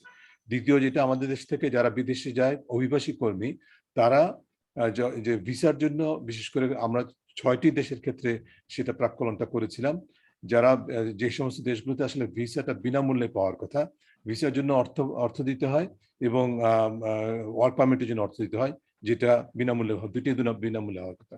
আমাদের পার্শ্ববর্তী দেশ নেপাল, ভারত, পাকিস্তান, এরা কিন্তু কোনো মূল্য দিতে হয় না ভিসা এবং ওয়ার্ক পারমিটের জন্য, যে দেশগুলো নিয়ে আমরা কাজ করেছি। আমরা দেখেছি এই ক্ষেত্রে আমাদের দেশের ক্ষেত্রে আমাদের অভিবাসী কর্মীদেরকে সেটা পেমেন্ট করতে হয় এবং এই পেমেন্টের সিংহভাগ পাচার হয়ে যায় যে সমস্ত ডেস্টিনেশন কান্ট্রিগুলোতে তারা যাচ্ছে ওই বিভিন্ন এজেন্সির মাধ্যমে, এবং সেখানেও আমরা $2 বিলিয়ন বেশি সুনির্দিষ্টভাবে আমরা প্রাক্কলন করেছি যে প্রতি বছর পাচার হয়ে যাচ্ছে, বের হয়ে যাচ্ছে। কাজে এইভাবে এই ধরনের তথ্যগুলো যদি সংশ্লিষ্ট সরকারি প্রতিষ্ঠানগুলো গুরুত্ব দেয়, তারা যদি এগুলোকে পিক আপ করে তার উপর নির্ভর করে তারা আরো নিজেদের কাছে গ্রহণযোগ্য পদ্ধতিতে নিজেরা যদি এগুলোকে পরিসংখ্যানগুলো বের করার প্রয়াস করে, সেটি হলে আমি মনে করি যে অবশ্যই এই প্রশ্নের সঠিক জবাব পাওয়া যাবে। এবং মূলত বিষয় যে সবচেয়ে গুরুত্বপূর্ণ যে বিষয়টা সেটা হচ্ছে যে অর্থ যে পাচার হচ্ছে সেটা অস্বীকার করার উপায় নেই, এবং বেশ কিছু এই ধরনের বিভিন্ন সূত্রের বাইরেও যে অর্থ পাচারের যে কাহিনীগুলো সংবাদ মাধ্যমে অত্যন্ত নির্ভরযোগ্যভাবে প্রকাশিত হচ্ছে প্রতিনিয়ত। বিভিন্ন ব্যাংক জালিয়াতি, ঋণ খেলাপি জালিয়াতি এবং বিভিন্ন ধরনের বলবো যে প্রতারণার মাধ্যমে দেশ থেকে অর্থ পাচার করে বিদেশে নিয়ে যাওয়া হচ্ছে, সেই সম্পর্কে কিন্তু সুনির্দিষ্ট তথ্য রয়েছে এবং সেটি সরকারের কাছেই থাকার কথা, কিন্তু সেইগুলো ক্ষেত্রে কোনো সুনির্দিষ্ট পদক্ষেপ কিন্তু আমরা গ্রহণ করতে দেখি না। এটি হচ্ছে দুর্ভাগ্যের বিষয়। যদিও এখানে টেকনিক্যাল ক্যাপাসিটি, স্কিলসের, জনবলের দক্ষতার বিষয়গুলো থাকতে পারে, এবং কারণ পাচারকৃত অর্থ যেখানে পাচার হয় সেখানে যেহেতু একটা ডিমান্ড রয়েছে, তারা কিন্তু সহজেই ছেড়ে দিবে না। কিন্তু আমাদেরকে যে সেই ধরনের ক্যাপাসিটি অর্জন করতে হবে যাতে করে ওই সমস্ত সংশ্লিষ্ট দেশগুলো থেকে আমরা ফেরত আনার মতো সামর্থ্য অর্জন করতে পারি, এবং সেটা যেহেতু আইনি কাঠামো রয়েছে, আমরা যেরকম জাতিসংঘের আন্তর্জাতিক দুর্নীতি বিরোধী কনভেনশনের সদস্য রাষ্ট্র, একইভাবে উদাহরণস্বরূপ মালয়েশিয়া আমাদের মতো এই কনভেনশনের সদস্য রাষ্ট্র। মালয়েশিয়াতে বাংলাদেশের কাস্টমাররা থার্ড লার্জেস্ট কাস্টমার মালয়েশিয়ার সেকেন্ড হোম প্রজেক্টে। জাপান এবং চায়নার পরেই বাংলাদেশের অবস্থান। এই যে বাংলাদেশ মালয়েশিয়া তো আমাদের বন্ধু রাষ্ট্র, তাদের কাছ থেকে সেখানে কারা এবং এই যে কি বলে সেকেন্ড হোম প্রজেক্ট মালয়েশিয়া যেটা, সেটাতে কিন্তু কোনো প্রকার বৈধতা আছে কিনা ওখানে যে অর্থ নিয়ে যাচ্ছে সেই প্রশ্ন কিন্তু মালয়েশিয়া করে না। তাহলে এই যারা ওখানে আছে, তারা যারা সম্পদের মালিক হয়েছেন, তারা কিভাবে হয়েছেন সেটা সম্পর্কে তথ্য কিন্তু আমাকে দিবে না, যেটি আমাদের আসিফ ইকবাল সাহেব বললেন বেসরকারি সংস্থাগুলোকে বা সিএসওকে গবেষণা করার জন্য। এই তথ্য কিন্তু সরকারকে দেবে মালয়েশিয়ান গভর্নমেন্ট, কারণ মালয়েশিয়া আনকাকের সদস্য রাষ্ট্র, আমরাও আনকাকের সদস্য রাষ্ট্র। এই সুযোগটা কিন্তু আমাদের সরকারকে নিতে হবে। এটা কিন্তু ইফতেখারুজ্জামান আর মোস্তাফিজুর রহমান চাইলেও আমাদেরকে দেওয়া হবে না, দেওয়া হবে আসিফ ইকবালকে, যদি ডিউ প্রসেসে চেষ্টা করা হয়। ধন্যবাদ। আমি সরি, আমার সময়টা পার হয়ে গেছে, আমি অত্যন্ত দুঃখিত। আমাকে একটু পরেই বিদায় নিতে হবে আমার আরেকটা কমিটমেন্টের জন্য। ধন্যবাদ ডক্টর ইফতিখার জামান স্যার আমাদের সাথে থাকার জন্য। We are delighted to have you, and also we benefited from your insightful remarks and perspectives on the issue of offshore wealth and tax evasion. Thank you for joining us. আমরা কিছু questions নেই আমাদের participants এর কাছ থেকে। Question এসেছে chat বক্সে। Are offshore banking and its associated procedures undermining the current democratic mechanism of the developing countries? আমি যদি একটু আমাদের ডক্টর মুস্তাফি স্যারের কাছে ফিরে যাই, স্যার আপনি কি কোয়েশ্চেনটা কাইন্ডলি অ্যাড্রেস করবেন কিনা? আসিফ ভাই আপনিও জয়েন করতে পারেন স্যারের সাথে, আমি স্যারের কাছ থেকে একটু শুনে আসি। ধন্যবাদ। আমার মনে হয় যে প্রশ্নটি যেটি করা হয়েছে খুবই আমার মনে হয় যে একটা ইনসাইটফুল এন্ড ইনসাইসিভ একটা প্রশ্ন করা হয়েছে, এবং উত্তরটা এক কথাই হলো হ্যাঁ। আমরা যেটা দেখি যে এই ধরনের যখন নাকি সুযোগ সৃষ্টি হয় এবং সেই সুযোগটা অনেকেই নিয়ে থাকেন, তখন কিন্তু এটার বিভিন্ন আসপেক্টটা এটাকে রিফ্লেক্ট করে। এক হলো যে যেখান থেকে যাচ্ছে সেখানে এই ধরনের সুযোগ একটা সৃষ্টি হয়েছে, সেখানে তাদের যেসব ল আছে সেগুলো এনফোর্সড হচ্ছে না, যদি ল থেকেও থাকে। এটার অর্থ হলো যে সেখানে বিভিন্নভাবে দুর্নীতি এবং বিভিন্ন সুযোগ নিয়ে একটা শ্রেণী তাদের হাতে টাকা এবং সম্পদ কুক্ষিগত করছে এবং সেটা তারা বাইরে নিচ্ছে। তো এখন যদি সেটা হয় তাহলে সেটা অবভিয়াসলি ওই যে দেশের থেকে এই টাকাটা যাচ্ছে সেই দেশে এটা বোঝা যাচ্ছে কয়েকটা জিনিস। এক হলো যে সেখানে যেটা আমরা আগেও আলোচনা করেছি যে সেখানে একটা এটার ফলে যে ট্যাক্স মোবিলাইজ হতে পারতো, রেভিনিউ মোবিলাইজ হতে পারতো, সেটা হচ্ছে না। এক। দুই নাম্বার হলো যে সেখানে যারা পাওয়ারফুল তারাই এই সুযোগগুলো নিতে পারছে এবং সম্পদ কুক্ষিগত করছে। হ্যাঁ। দুই। তিন নাম্বার হলো যে সেখানে যদি আইন ইত্যাদি থাকেও সে আইনটাকে প্রপারলি এনফোর্স করা হচ্ছে না। একটা সার্টেন পার্সেন্টেজ অফ পিপলের জন্য এই সুযোগগুলো করা হচ্ছে, সেটাকে এনফোর্স করা হয় না যখন নাকি আইনও আছে। তার অর্থটা হলো ওই দেশের পলিটিক্যাল ইকোনমি যদি আমি ধরি, তার মানে সেই পলিটিক্যাল ইকোনমিটা is not conducive to an inclusive governance, হ্যাঁ, ট্রান্সপারেন্সি, অ্যাকাউন্টেবিলিটি, গুড গভর্নেন্স, সেখানে সেটার অ্যাবসেন্স আছে। সুতরাং অবভিয়াসলি আমার মনে হয় যে এইটা যদি কোনো একটা দেশের থেকে যদি এই ধরনের অফশোর যদি বড় অঙ্কে যায়, এটা একেবারে আমরা প্লাগ ইন করতে পারবো বা কোনো দেশ একেবারে এটা করতে পারবে সেটা না। এটা যদি ধারাবাহিকভাবে বড় অঙ্কের যায় এবং সেটাকে ধরা বা ফেরত আনার যদি এনফোর্সমেন্ট গুলোকে যদি ভালোভাবে ব্যবহার না করা হয়, তাহলে অবভিয়াসলি সেটা কিন্তু সেখানে ডেমোক্রেটিক গুড গভর্নেন্স কেও তখন প্রশ্নবিদ্ধ করবে। সুতরাং আমাদের দেশে যখন আমরা যদি আমাদের দেশের পার্সপেক্টিভে যদি বলি, তো তাহলে আমাদের যেটা মানে সাপ্লাই সাইডের যে জায়গাটা আছে সেই জায়গাগুলোতে অনেকগুলি আজকে আলোচনা হয়েছে, ইফতেখার ভাই করেছেন, আসিফও করেছে। কিছু কিছু জায়গা আমি দেখি যে যেখানে নাকি আমাদের আইনগত কারণে এই ধরনের সুযোগগুলো সৃষ্টি হয়। আপনি একটা জমি বিক্রি করতে যাবেন বা জমি ক্রয় করতে যাবেন, তাহলে দেখা যাচ্ছে যে ওই এলাকাতে একটা পার স্কোয়ার ফিট দিয়ে জায়গার দামটা ঠিক করা আছে, তো ওইটা দিয়ে ট্যাক্স নির্ধারণ করা আছে, কিন্তু এটার বাইরের যে টাকাটা, সে টাকাটা যিনি দিচ্ছেন বা যিনি নিচ্ছেন সেটাও কিন্তু একটা, যিনি পাচ্ছেন সেটাও কিন্তু টাকাটা যিনি পাচ্ছেন সেটা ইললিগাল হয়ে যাচ্ছে। সো লিগাল একটা অ্যাক্টিভিটি করতে যে সেটা কিন্তু ইললিগাল হয়ে গেল। হ্যাঁ, এটা জমি ক্রয় বিক্রয়ের ক্ষেত্রে আমাদের দেশে হয়। সো এই জায়গাগুলোতে আমার মনে হয় যে আইনগত বিভিন্ন ধরনের যে পদক্ষেপ সেগুলো আমাদেরকে নিতে হবে। বাট ব্রডার যে পলিটিক্যাল ইকোনমির যে ইস্যুটা ইফতেখার ভাইও করলেন, সেটা কিন্তু হলো যেটা, সেটা হলো যে আমরা যদি ডেমোক্রেসিকে এন্ড ডেমোক্রেটিক গভর্নেন্সকে যদি আমরা শক্তিশালী যদি করতে চাই, তো তাহলে এটাকে একেবারে আমরা বন্ধ করতে পারবো তা না, কিন্তু এটা যদি যায় তাহলে যারা যাচ্ছে তাদের মানে ফিয়ার অফ গড যেটাকে বলা হয় আর কি, যে সেটা যে তাকে নিয়ে আসা হবে, এবং সেটা যদি হয় তাহলে কিন্তু যারা নেবে তারাও একটা আশঙ্কার মধ্যে থাকে। হ্যাঁ, সো এটাকে ডিসকারেজও করে। আরেকটা হলো যে যারা অলরেডি নিয়ে গেছে তাদেরটাও যে চলে আসা, সেটারও কিন্তু মানে সেখানেও আমরা সেটা করতে পারি। আর যেটা একটা বিষয় আমি আসিফের সাথে দ্বিমত করব, সেটা হলো যে হোম গ্রোন মডেল বলতে আসিফ কি বুঝিয়েছেন আমি জানি না, কিন্তু আমার মনে হয় যে এই যে এখানে কিন্তু এই illicit financial outflow and particularly যদি আমরা যদি এই যে অফশোর বিভিন্ন ধরনের যে ব্যাংকিং ইত্যাদি যদি দেখি, এটা কিন্তু মানে অন্য যে দেশে এটা গেছে এবং যেই দেশ থেকে যাচ্ছে এইটার মধ্যে একটা কোঅর্ডিনেশন যদি না থাকে, তো তাহলে কিন্তু আমি এটাকে এনফোর্স করতে পারবো না। আমি যদি আমার নিজের মতো করে আইন যদি করি, তারপরে যদি আমি যদি ওইটাকে আনতে যাই, হয়তো সে তখন বলবে যে এটা তো আমাদের ইন্টারন্যাশনাল আইনের সাথে সঙ্গতিপূর্ণ না, বা আপনারা যে কনভেনশন সাইন করেছেন সে কনভেনশন এর এটা বাইরে। সো আমার মনে হয় যে আমরা যেই কনভেনশন গুলো সাইন করেছেন, and Asif you are right যে আমরা অনেকগুলোতে সাইন করেছি, উইচ ইজ গুড। এটা আমাদের এখন আইনগত ভিত্তিটা আছে, যেটা ইফতেখার ভাইও বললেন যে অনেক কিছুই কিন্তু আগের তুলনায় আমাদের আইনগত ভিত্তিটা অনেক শক্তিশালী আছে।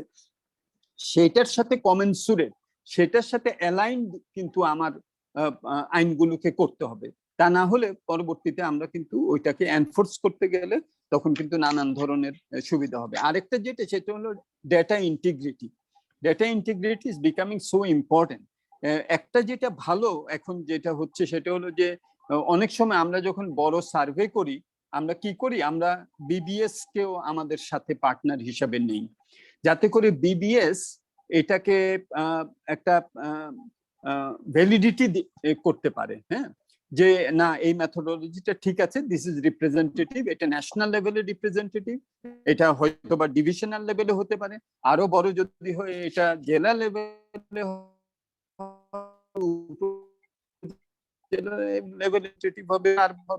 সো এইটা যদি আমরা যদি এই কোলাবোরেশনটা যদি আমরা করতে পারি, তাহলেও কিন্তু সেটা তারাও যে অ্যাকসেপ্ট করা, কারণ আমি এটা মানি যে অনেক সময় হয়তো আমরা যেটা করলাম এটা হয়তো ডাটা কোয়ালিটি হয়তো ভালো হলো না, হ্যাঁ, তখন সরকার কেন এটাকে অ্যাকসেপ্ট করবে? সো ওই এখন যে কোলাবোরেশনটা করা হয়েছে, নতুন যে ন্যাশনাল স্ট্যাটিস্টিক্যাল যে স্ট্র্যাটেজি যেটা করা হয়েছে, যে তারা এই সাপোর্টটা দেবেন এবং সেটাকে তারা ভ্যালিডিটিটা তারা চেক করে নেবেন। সো এই কোলাবোরেশনটা হলে আমার মনে হয় যে এটা একটা ভালো। বাট ওভারঅল যে কোশ্চেনটা যেটা করা হয়েছে, আমি মনে করি যে একটা দেশ থেকে অনেক টাকা বাইরে যাবে, আবার ওই দেশটাতে আবার আমরা ডেমোক্রেসিকে, গুড গভর্নেন্সকে স্ট্রেংথেন করতে পারবো, এটা কিন্তু একটা মানে বৈপরীত্যমূলক অবস্থা হবে। সো আমার মনে হয় যে ডেমোক্রেসিকে স্ট্রেংথেন করা এবং এগুলোকে এনফোর্সমেন্টের আওতায় নিয়ে আসা, আমি যেটা বলছি যে আমরা এটা বন্ধ করতে পারবো না, যেটা আসিফ বললেন যে কেবলমাত্র ট্রেড মিসপ্রাইসিং না, আজকাল এখানে পোস্টাল সার্ভিসের মাধ্যমেও চলে যাচ্ছে এবং দে are always one step ahead. আমাদেরকে অনেক সময় রিয়েক্টিভ হতে হয়, প্রোয়েক্টিভ হয়ে আমরা ধরতে পারি না। সো এইটাকে কিন্তু যে তাকে নিয়ে আসা হবে আইনের আওতায়, এইটা যদি একটা আমাদের মানে গভর্নেন্সের মধ্যে যদি এইটা ক্লিয়ার একটা সিগন্যাল যদি দেয়া থাকে, তাহলে in that case obviously strengthening of the democracy and also এইসব এনফোর্সমেন্ট গুলো এটাকে আমরা অ্যালাইন করে দেখতে পারি, and one can reinforce the other.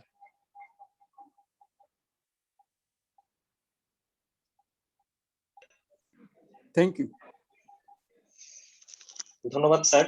Sir সবশেষে কিন্তু একটি চমৎকার কথা বলেছেন যে one can reinforce the other, যে এখানে একটি একটার সাথে এমন ভাবে জড়িত যে প্রত্যেকটার একটি ইন্টারপ্লে এখানে আছে এবং যেটা একটার সাথে কাজ করতে পারে। আমি একটু ফিরে যাই আসিফ ইকবাল ভাইয়ের কাছে।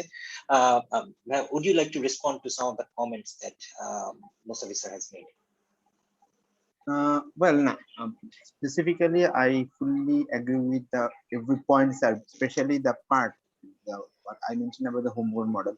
And sir responded it very nicely. That collaboration, he has given an example of collaboration of a private think tank with a public sector organization. This is the part. যে জিনিসটা স্যার বলেছেন বা এর আগে স্যার বলে গেছেন যে yes, inevitably বাংলাদেশের এখনো প্রাইভেট পাবলিক সেক্টর এজেন্সি গুলো কিন্তু সহজে প্রাইভেট সেক্টর ডাটাকে অ্যাকসেপ্ট করতে চায় না, এটা নিয়ে কোনো ডাউট একদম। কারণ এটা আপনি যদি খুব ডিপলি তাকান, এটা আমাদের প্যাট্রিয়ার্কিক সোসাইটাল কালচার একটা রিফ্লেক্স, আর কিছু কিন্তু না।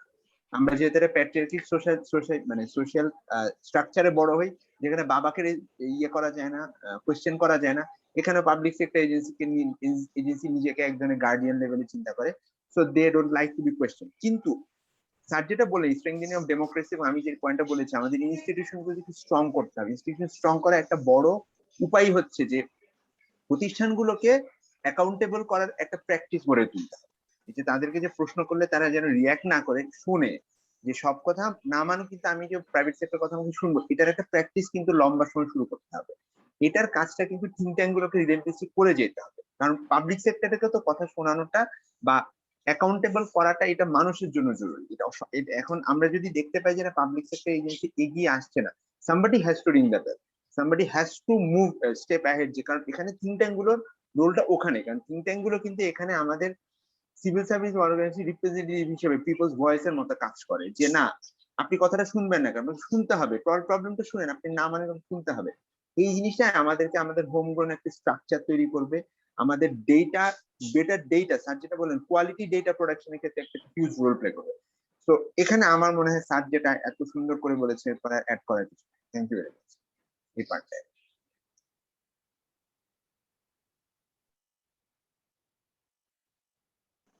ধন্যবাদ। আমি আমাদের অডিয়েন্সের কাছ থেকে কিছু কোশ্চেন পেয়েছি, একটু কোশ্চেন গুলো নিয়ে নিই, চ্যাট বক্সে আছে। Is it possible to force the tax havens to increase their accountability and transparency regarding their financial transactions? একটু আসিফ ভাইয়ের কাছে ফিরে যাই। আসিফ ভাই, আপনি কি অ্যাড্রেস করবেন কিনা কোশ্চেন? একটু মনে হয় আনমিউট করতে হবে আসিফ। কোশ্চেনটা কি ছিল? Is it possible to force that havens to increase their accountability and transparency regarding their financial transactions? Tax haven গুলোর মানে এটা তো আসলে ওই যে এইখানে আসলে ওই যে স্যার যেটা বারবার বলেন ইন্টারন্যাশনাল কোঅপারেশন এসডিজি 17 যেটা বলা আছে কান্ট্রি টু কান্ট্রি বা এগুলোর মিউচুয়াল কোঅপারেশন ছাড়া পসিবল মানে খুব ডিফিকাল্ট। এবং কিন্তু আমি ব্যক্তিগতভাবে একটা জায়গায় ওই গত 2-3 বছর ধরে জিওপলিটিক্যাল সিচুয়েশন যেভাবে ট্রান্সফরমেশন হচ্ছে রেগুলার, সেক্ষেত্রে আসলে এই কোঅপারেশন গুলো আসলে ইন ফিউচার কিভাবে কাজ করবে সেটা খুব ডিফিকাল্ট। আর ট্যাক্স হেভেন গুলোর একটা ফিচার হচ্ছে যে আমরা জাস্ট মুখে জানি ট্যাক্স হেভেন, কিন্তু ওরা কিভাবে ট্যাক্স হেভেন, কারণ ওরা ট্যাক্স হেভেন হিসেবে নিজেদের যে লুক্রেটিভনেসটা এরা কিন্তু ইয়ার টু ইয়ার সেটা আপগ্রেড করে। ধরেন আপনি একটা কনভেনশনের আওতায় আসলেন, যদি স্যার যেটা বললেন কর্পোরেট ট্যাক্স 15% পিছিয়ে রাখা যাবে, কিন্তু ওদের তো দেখা যাবে যে জিডিপি বা দেশের গ্রোথের একটা ইম্পর্টেন্ট ফিচারই হচ্ছে ট্যাক্স হেভেনশিপ ধরে রাখা। ওরা এটাকে একটা অন্যদিকে ডাইভার্ট করে ফেলবে। এখানে আসলে জাতিসংঘের মাধ্যমে বা ইয়েতে করলে খুব ভালো হয়, কিন্তু আসলে তাদেরকে এখানে এনফোর্স করাটা প্র্যাকটিক্যালি কতটা সম্ভব হবে আমি নট প্রেটি শিওর। কিন্তু স্যার যেটা বললেন ওদের এই যে প্রভাবটা বা ওদের লুক্রেটিভ জিনিসটা কমিয়ে আসা সম্ভব হবে যদি ইউনাইটেড নেশনস বা অন্যান্য যে ইন্টারন্যাশনাল বডি গুলো আছে তারা সর্বসম্মতভাবে কাজ করে, তাহলে সেটা প্রভাবটা একটু কমানো সম্ভব হবে। That's for sure. ধন্যবাদ। স্যার কি এর সাথে কিছু যোগ করতে চান?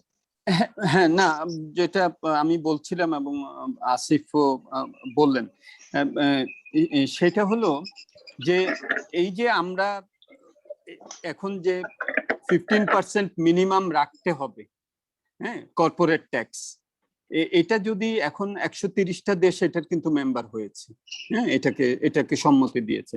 মেজর কান্ট্রিগুলো যদি সম্মতি দেয় এবং মোটামুটি ভাবে ট্যাক্স হেভেন যেসব দেশ আছে এখানে কিন্তু এটা লিস্ট আছে কিন্তু, হ্যাঁ, এবং ওইসিডির কিন্তু আসিফ জানবেন আমার থেকে ভালো, সেটা হলো যে ওইসিডির একটা framework for automatic exchange of information, হ্যাঁ, এটা আছে, 115টা দেশ এটার মেম্বার।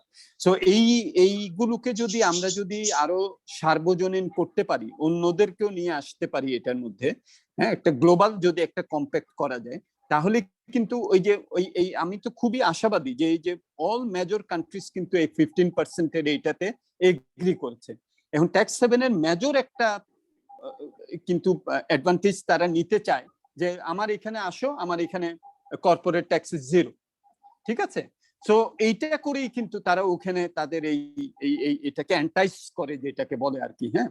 তো সেইটা করা, এবং সেটা যদি আমরা যদি করতে পারি, এনফোর্স যদি করতে পারি 15%, আমার মনে হয় যে অনেকগুলো ট্যাক্স হেভেন, হ্যাঁ, তারা এটা বাধ্য হবে কিন্তু তারা এটা মানতে, এবং সেটা যদি মানা যায় তো তখন কিন্তু এই তাদের যে তারা যে এই টাকাটা যে নিচ্ছে বিভিন্ন এবং নো কোশ্চেনস আস্কড, হ্যাঁ, এরকম একটা যে আমার এখানে নিয়ে আসলে ডোন্ট আস্ক ডোন্ট টেল, এরকম একটা মনে হয় আর কি, হ্যাঁ, প্রশ্ন করো না মিথ্যা শুনতে হবে না, হ্যাঁ, প্রশ্ন করো না মিথ্যা শুনতে হবে না, সো এরকম একটা অবস্থা। সো আমরা জানি, হ্যাঁ। সো আরেকটা জায়গা আমি পড়ছিলাম এখানে আসার আগে এই ইস্যুটা নিয়ে, যে বলছে যে it is difficult to eat the rich if you don't know where they dine. So আমার জানতে হবে যে কোন জায়গাতে সে ডাইন করে, যাতে করে তাকে আমি ধরতে পারি। সো গ্লোবাল কম্প্যাক্ট যদি এটা করা যায়, সমস্যা যেটা সেটা হলো যে এখানে একটা মার্কেট ফেলিয়ার আছে। মানে আমি যদি দেখি যে 200টা ধরলাম থিওরিটিক্যালি যে 210টা দেশ আছে, 200 দেশ এইটার মেম্বার হলো, বাকি যে 10টা দেশ তারা যদি মেম্বার না হয় তাহলে কিন্তু এখানে একটা বড় মার্কেট ফেলিয়ার হবে, কারণ সবাই তখন ওই 10টাতে যেতে চাইবে। কিন্তু সবাই যদি এটা যদি মেম্বার হয় তখন কিন্তু যে যাওয়ার সে আর ওইটা সুযোগটা পেল না। সো এইখানে মেজর কান্ট্রিগুলো যদি এইটার আমব্রেলাতে আসতে পারে, এবং ক্রমান্বয়ে আসছে, এবং এটার একটা বড় কারণও আছে যে বিভিন্ন দেশের থেকে সিভিল সোসাইটি গুলাও অনেক প্রেসার দিচ্ছে কিন্তু গভর্নমেন্ট গুলোকে, যে তোমরা তোমাদের এই এফডিআই আনার জন্য, রেভিনিউ বাড়ানোর জন্য তোমরা এইগুলো করছো, কিন্তু এটা তো গরিব দেশগুলোর গরিবদের টাকাটা এখানে চলে আসতেছে, এটা করাপশন, এটা ব্যাড গভর্নেন্স, ইট উইকেন্স ডেমোক্রেসি, ওই যে আগের যে কোশ্চেনটা করা হলো। হ্যাঁ, সো তোমরা এটা করতে পারবে না। সো এই যে এখন যে এই চেঞ্জ গুলো হচ্ছে, এটার একটা বড় কারণ কিন্তু এটা দেখতে হবে যে এটা অলট্রুইজম না, যে আমি ভালো করতে চাচ্ছি, হ্যাঁ সেটা কেবল না, এখানে একটা সিভিল সোসাইটির একটা প্রেসার কিন্তু আছে।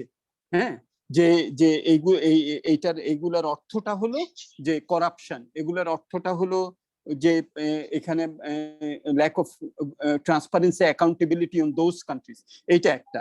আরেকটা যেটা আমার মনে হয় যেটা নাকি গভর্নমেন্ট গুলো থেকে আসতেছে, যেটার কারণেও এইসব আইনগুলো বা প্রভিশন গুলো, কভেন্যান্ট গুলো শক্তিশালী হচ্ছে, সেটা হলো যে এই ধরনের ফাইন্যান্সিয়াল ইলিসিট ফ্লোর সাথে টেরোরিজম, এটার সাথে অন্যান্য এই ট্রাফিকিং, এগুলোর সম্পর্ক আছে। এটাও কিন্তু তাদেরকে মানে ইনডিউস করছে, ইনসেন্টিভাইজ করছে যে আমাদের আমাদের এইটা এগুলোকে আমাদের অ্যাটাক করতে হবে ওই পয়েন্ট অফ ভিউ থেকেও। হ্যাঁ, সো আমার মনে হয় যে আমরা একটা কনফ্লুয়েন্স অফ গুড ফ্যাক্টরস আমরা পাচ্ছি, যেটার অ্যাডভান্টেজটা আমরা নিতে পারি, এবং সেটা নিলে এটা একটা উইন উইন হতে পারে সবার জন্য আর কি। ধন্যবাদ স্যার। আমরা চ্যাট বক্সে আরেকটি কোশ্চেন পেয়েছি, এবং স্যার যেটা বলছিলেন যে don't ask and don't tell, এরকম পার্সপেক্টিভ থেকেও আর কি, যে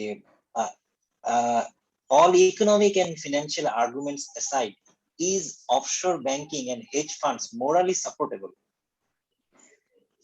এটার ব্যাপারে যদি একটু বলেন। না, আমার তো মনে হয় যে এটাকে মোরালি সাপোর্ট করার কোনো কারণ নাই।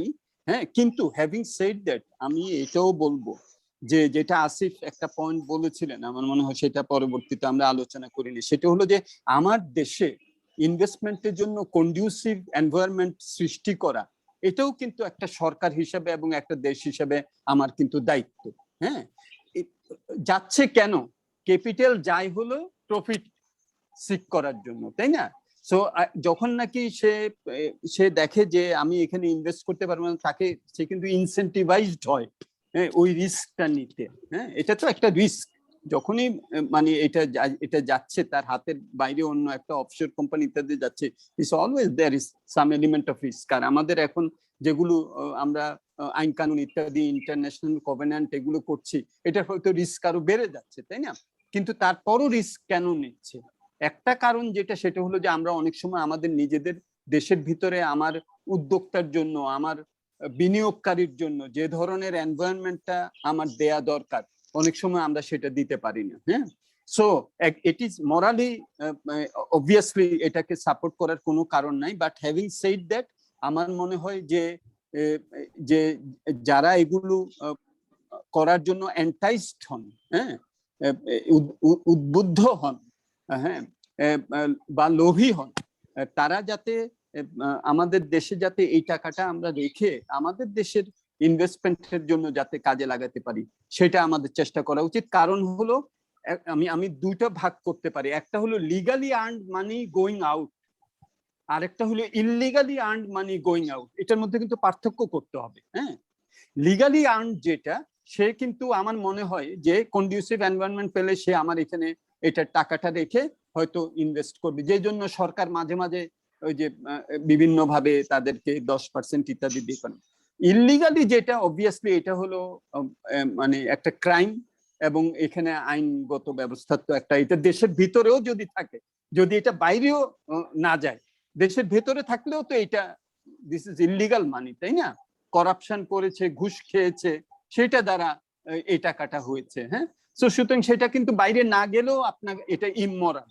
বাট যেটা যে নাকি লিগালি আর্ন করে হয়তো কোনো কারণে সে বাইরে নিচ্ছে, সেখানে কিন্তু আমি বলবো যে এখানে আমাদেরও রেসপন্সিবিলিটি আছে, যে যাতে করে সে এখানে এটা ইনভেস্ট করতে পারে এবং একটা ডিসেন্ট প্রফিট সে করতে পারে, এমপ্লয়মেন্ট জেনারেশন হবে, সেখান থেকে সরকার ট্যাক্স মোবিলাইজেশন করতে পারবেন, রেভিনিউ মোবিলাইজেশন করতে পারবেন। ওই সুযোগটা সৃষ্টি করা, সেটা কিন্তু অ্যাজ পলিসি মেকারস আমার মনে হয় এটা আমাদেরও দায়িত্ব আর কি। রবিউল ভাই, এই পার্টটা আমি একটু স্যারের সাথে অ্যাড করতে চাই।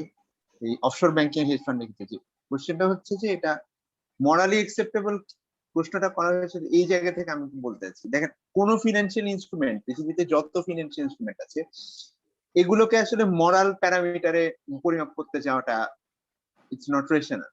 প্রশ্নটা হচ্ছে যে কে কিভাবে ব্যবহার করছে। যেমন বাংলাদেশের অফশোর ব্যাংকিং এর কারেন্ট স্ট্রাকচার যদি আপনি দেখেন, বাংলাদেশের অফশোর ব্যাংকিং এর জন্য যে রেগুলেশন এটা করা হয়েছিল প্রথম 1985 সালে, এরপরে একটা কম্প্রিহেন্সিভ চেঞ্জ আসে। ইনফ্যাক্ট বড় আকারে রেগুলেশনটা করা হয় 2018 সালে। এখন যেভাবে করা হয়েছে এভাবে মোটামুটি আসলে এই অন্তত অফশোর ব্যাংকিং এ বাংলাদেশের যে অফশোর ব্যাংকিং এর মাধ্যমে টাকা বের হওয়াটা খুব ডিফিকাল্ট হয়ে গেছে। কিন্তু সমস্যাটা হচ্ছে যে কোন দেশ অফশোর ব্যাংকিংটা কিভাবে মডেলাইজ করতেছে বা কিভাবে দাঁড় করাচ্ছে এটা একটা বিগ কোয়েশ্চেন। সিমিলারলি হেজ ফান্ডের ক্ষেত্রেও আমরা যদি দেখি যে ধরেন যেগুলো এক্সচেঞ্জ ট্রেডেড হেজ ফান্ড, সেটা এনওআইসি তে হোক বা ইয়েতে হোক, নর্থ আমেরিকার কোনো মার্কেটে যদি, কিন্তু একটা বড় সমস্যা দেখা যায় যেগুলো সভারেন হেজ ফান্ড, সেগুলো in many cases tax haven গুলো হচ্ছে কিছু সভারেন হেজ ফান্ড করে বা সভারেন ওয়েলথ ফান্ড করে, ওগুলাতে ইনভেস্ট করাটা অনেক সহজ হয়ে যায়। তো আসলে এখানে মরালি ইনস্ট্রুমেন্ট গুলোকে আলাদা করে মরালি সাপোর্টিভ কিনা এটা চিন্তা না করে বরং আমাদের ওইদিকে তাকানো উচিত কোন দেশ ইনস্ট্রুমেন্ট গুলাকে কিভাবে ব্যবহার করতেছে। ওটা ওই জায়গাটা আমাদের চিন্তাটা গেলে আমার মনে হয় এই জায়গাটা বুঝতে সুবিধা হয়। যেহেতু এখানে স্টুডেন্ট আছে, ওদের জন্য হয়তো একটু ভুল বার্তা যেতে পারে। আলাদা করে এই ইনস্ট্রুমেন্ট গুলা খারাপ, কিন্তু কে কিভাবে ব্যবহার করতেছে that is an important part. Thank you. Thank you, rightly pointed out যে আসলে ইনস্ট্রুমেন্টের ইউসেজ কিভাবে হচ্ছে এটা একটা বড় ম্যাটার করে। আমাদের কাছে পার্টিসিপেন্টদের কাছ থেকে আরেকটি প্রশ্ন এসেছে যে OECD's framework to regulate tax evasion, the AEOI, is a great initiative to counter such malpractice. আমাদের আলোচনায় আজকে কিন্তু এটা উঠে এসেছে, স্যার মেনশন করেছেন। এবং প্রশ্নটা হচ্ছে যে however how many such sophisticated facilities are accessible to developing countries? আমি জানি না, আসিফ হয়তো আরো একটু ডিটেলস জানবেন। OECD যেটা ফ্রেমওয়ার্ক করেছে, যেটা নাকি ব্যাংকিং সেক্টরের ইনফরমেশন গুলো, ওইটা অটোমেটিক এক্সচেঞ্জ অফ ইনফরমেশন। হ্যাঁ, এটা 115টা দেশ আমি দেখলাম ওয়েবে, 115টা দেশ এখন, হ্যাঁ এটা আছে লাস্ট যেটা দেখলাম। তো সেটা তো এখন এইটা একটা খুব ভালো ফ্রেমওয়ার্ক বলে আমার কাছে মনে হয়েছে। ডিটেলসটা আমি জানি না। যদি অটোমেটিক এক্সচেঞ্জ অফ ইনফরমেশনটা হয় তখন কিন্তু সে রিয়েল টাইমে এই মুভমেন্ট অফ ক্যাপিটালটা সে জানতে পারছে যে কোথায় যাচ্ছে কি যাচ্ছে। তখন এটার মধ্যে যদি ইলিগাল এলিমেন্ট থাকে, কারণ যেটা আসিফ বলেছেন যে এখানে কিছু গ্রে এরিয়াও আছে, আমরাও কিছু কিছু আমাদের যেসব ল আছে এটাতে আমরা অ্যালাউ করি কোনটা লিগাল কোনটা ইলিগাল সেটা একটা বুঝার ব্যাপার আছে। কিন্তু ইনফরমেশনটা যখন নাকি অটোমেটিক্যালি এক্সচেঞ্জড হবে তখন কিন্তু ওই কনসার্ন কান্ট্রিটা যেখান থেকে টাকাটা যাচ্ছে এবং যেখানে টাকাটা পৌঁছাচ্ছে তারা কিন্তু তখন অ্যালার্ট হলো যে এটা যে গেল এটা কি লিগালি গেল কিনা, আমার দেশে যে আসলো এটা কি লিগালি আসলো কিনা। হ্যাঁ, তখন কিন্তু সে ইনফরমেশনটাকে ব্যবহার করতে পারে। সো আমার মনে হয় যে this is a necessary factor but not a sufficient factor আর কি। এটা আমাকে ইনফরমেশনটা দিতে পারে যে কোথায় গেল বা কোথায় আসতেছে, but weather it is legal or illegal এটা কিন্তু নির্ভর করবে আমার দেশের যারা নাকি এই ধর ইনস্টিটিউশন গুলি কনসার্ন আছেন তাদের উপরে। তারা তখন এটা এই ইনফরমেশনটাকে ব্যবহার করে তারা তখন এটা আইডেন্টিফাই করতে পারবে। Thank you sir. আসিফ ভাই যদি এর সাথে কিছু যোগ করতে চান। না, এর সাথে জাস্ট অল্প কিছু যদি যোগ করতে, যেহেতু জানতে চাওয়া হয়েছে আর কি কি ধরনের ফ্যাসিলিটি আছে, এক্স্যাক্টলি কয়টা আছে এটা আসলে লিস্ট করে বলাটা একটু ডিফিকাল্ট, কিন্তু কয়েকটা উদাহরণ দেওয়া, যেমন এসআই কোডের সিস্টেমস আছে। এসআই কোডের সিস্টেমটা ব্যবহার করা হয় কাস্টমস এর, যে বিভিন্ন দেশে যে কাস্টমস আছে ওদের যে আপনার পোর্ট এন্ট্রি এবং এক্সিটের যে ডেটাগুলো, ফলে কার্গো ভেসেল যেগুলো, স্পেশালি কার্গো ভেসেলের প্রত্যেকটা ডাটা ওখানে কাস্টমস, পৃথিবীর বিভিন্ন কাস্টমস নিজেরা শেয়ার করে। আবার বাংলাদেশ, আমাদের যে বিভিন্ন দেশে যে ফিনান্সিয়াল ইন্টেলিজেন্স ইউনিট আছে তারা ওদের বিভিন্ন দেশের সাথে মিউচুয়াল এগ্রিমেন্ট থাকে, আবার এফএটিএফ এর মাধ্যমে তারা বিভিন্ন ডেটা শেয়ার করে। ইভেন ওয়ার্ল্ড ব্যাংকেরও এমন কিছু অ্যারেঞ্জমেন্ট আছে, আইএমএফ এর কিছু অ্যারেঞ্জমেন্ট আছে যার মাধ্যমে সেন্ট্রাল ব্যাংক গুলো তাদের বিভিন্ন ধরনের ডাটা শেয়ার করে। কিন্তু এখানে পয়েন্ট আসলে ওইটা যে স্যার যেটা বলেছেন যে ডাটা গুলো ইউসেজ এবং ওটার ইউজ করে পলিসি ইমপ্লিকেশন নেওয়াটা শুরু করতে হবে। মানে ফ্যাসিলিটি যে খুব কম আছে সেটা না, ফ্যাসিলিটি যথেষ্ট আছে, কিন্তু এটার জন্য ডাটাটা ইউজ করা, ক্যাপাসিটি বিল্ড করা এবং ওটার জন্য সাফিসিয়েন্ট পলিসি ইমপ্লিকেশন নেওয়াটা হচ্ছে ইম্পর্টেন্ট। ধন্যবাদ। আমরা সর্বশেষ আরেকটি প্রশ্ন নেই, আমাদের এমএনসি নিয়ে বেশ কিছু প্রশ্ন এসেছে, এর মধ্যে থেকে আমরা একটি প্রশ্ন নেই, যেহেতু আমাদের অনেক স্টুডেন্টস এর মধ্যে আছেন আমাদের অডিয়েন্স প্যানেলে। How fair is the argument that multinational corporations should be allowed to create subsidiaries in tax havens to lessen their corporate tax burden? The MNCs yield significant power over governments worldwide. Aren't such tax evasions increasing the wealth disparity? এই প্রশ্নটা আমি যদি একটু আমাদের প্যানেলের কাছ থেকে জানতে চাই, মুস্তাফিজ স্যারের কাছে। হ্যাঁ, আমার মনে হয় যে যে প্রশ্নটা করা হয়েছে খুবই ভালো, কারণ এটা নিয়ে এখন অনেক কথা উঠছে যে মাল্টিন্যাশনাল যেসব কোম্পানিগুলো আছে, দে আর বিকামিং সো পাওয়ারফুল, হ্যাঁ, এবং তারা এই যে তাদের ট্যাক্সের বার্ডেন কমানোর জন্য তখন তারা এই বিভিন্ন ধরনের অফশোর কোম্পানি খোলে এবং সেখানে তারপরে তাদের যে ট্যাক্স বার্ডেন, সেই ট্যাক্স বার্ডেনটা তারা তখন ওখানে রেজিস্ট্রেশন নিয়ে তখন তারা সেটা টু দ্যাট এক্সটেন্ট তারা ট্যাক্স বার্ডেনটাকে কমানোর চেষ্টা করে। সো অবভিয়াসলি এটা আমার মনে হয় যে যেসব দেশ থেকে তারা যাচ্ছে এবং সেই সব দেশের তো অবভিয়াসলি তাদের যে ট্যাক্সটা তারা পেতে পারতেন সেই ট্যাক্সটা সেখানে আসছে না। ইভেন ইউনাইটেড স্টেটসেও এখন বাইডেন যেটা নাকি করতে চাচ্ছেন এদেরকে একটা ডিসিপ্লিনের মধ্যে নিয়ে এসে, তো আমেরিকাতেও লেজিসলেটিভ বিভিন্ন ইন্টারভেনশন করার চিন্তা ভাবনা করা হচ্ছে। সো এটা এখন স্পটলাইটের মধ্যে আছে যে এটা ডেভেলপ কান্ট্রিগুলো এটাকে ইয়ে করছেন। আরেকটা যেটা অনেক সময় আলাপ হয় না, সেটা হলো যে একটা বড় অঙ্কের টাকা কিন্তু সাইফুন অফ হয় আমাদের মতো দেশগুলো থেকে যখন একটা এমএনসি তার নিজস্ব সাবসিডিয়ারি কোম্পানিগুলো থেকে সে কোনো একটা জিনিস ক্রয় করে। এইটা ক্রয় করতে যে সে 10 টাকাটা দেখায় হলো 50 টাকায়, এবং তারপরে দেখা যায় যে ওইটার কারণে ওই যে কোম্পানি যার কাছ থেকে 50 টাকা কিনলো তার কিন্তু প্রফিট অ্যাকচুয়ালি হয়েছে হলো হয়তো 100 টাকা, কিন্তু সে দেখায় যে আমার প্রফিট হয়েছে 20 টাকা। কারণ হলো যে ইন্টার কোম্পানি এই ধরনের যে ইয়েটা হয় ট্রান্সফার প্রাইসিং, যেটাকে অর্থনীতির ভাষায় বলা হয় যে ট্রান্সফার প্রাইসিং করে। এই ট্রান্সফার প্রাইসিংটাও কিন্তু এই মাল্টিন্যাশনাল কোম্পানিগুলোর টাকা সাইফুন অফ করার আরেকটা পদ্ধতি। সো আমরা আজকে আলাপ করছি যদিও মানে তারা অফশোর বিভিন্ন সাবসিডিয়ারি করে যে ট্যাক্স ফাঁকি দেয়, সেটা অবভিয়াসলি সেটা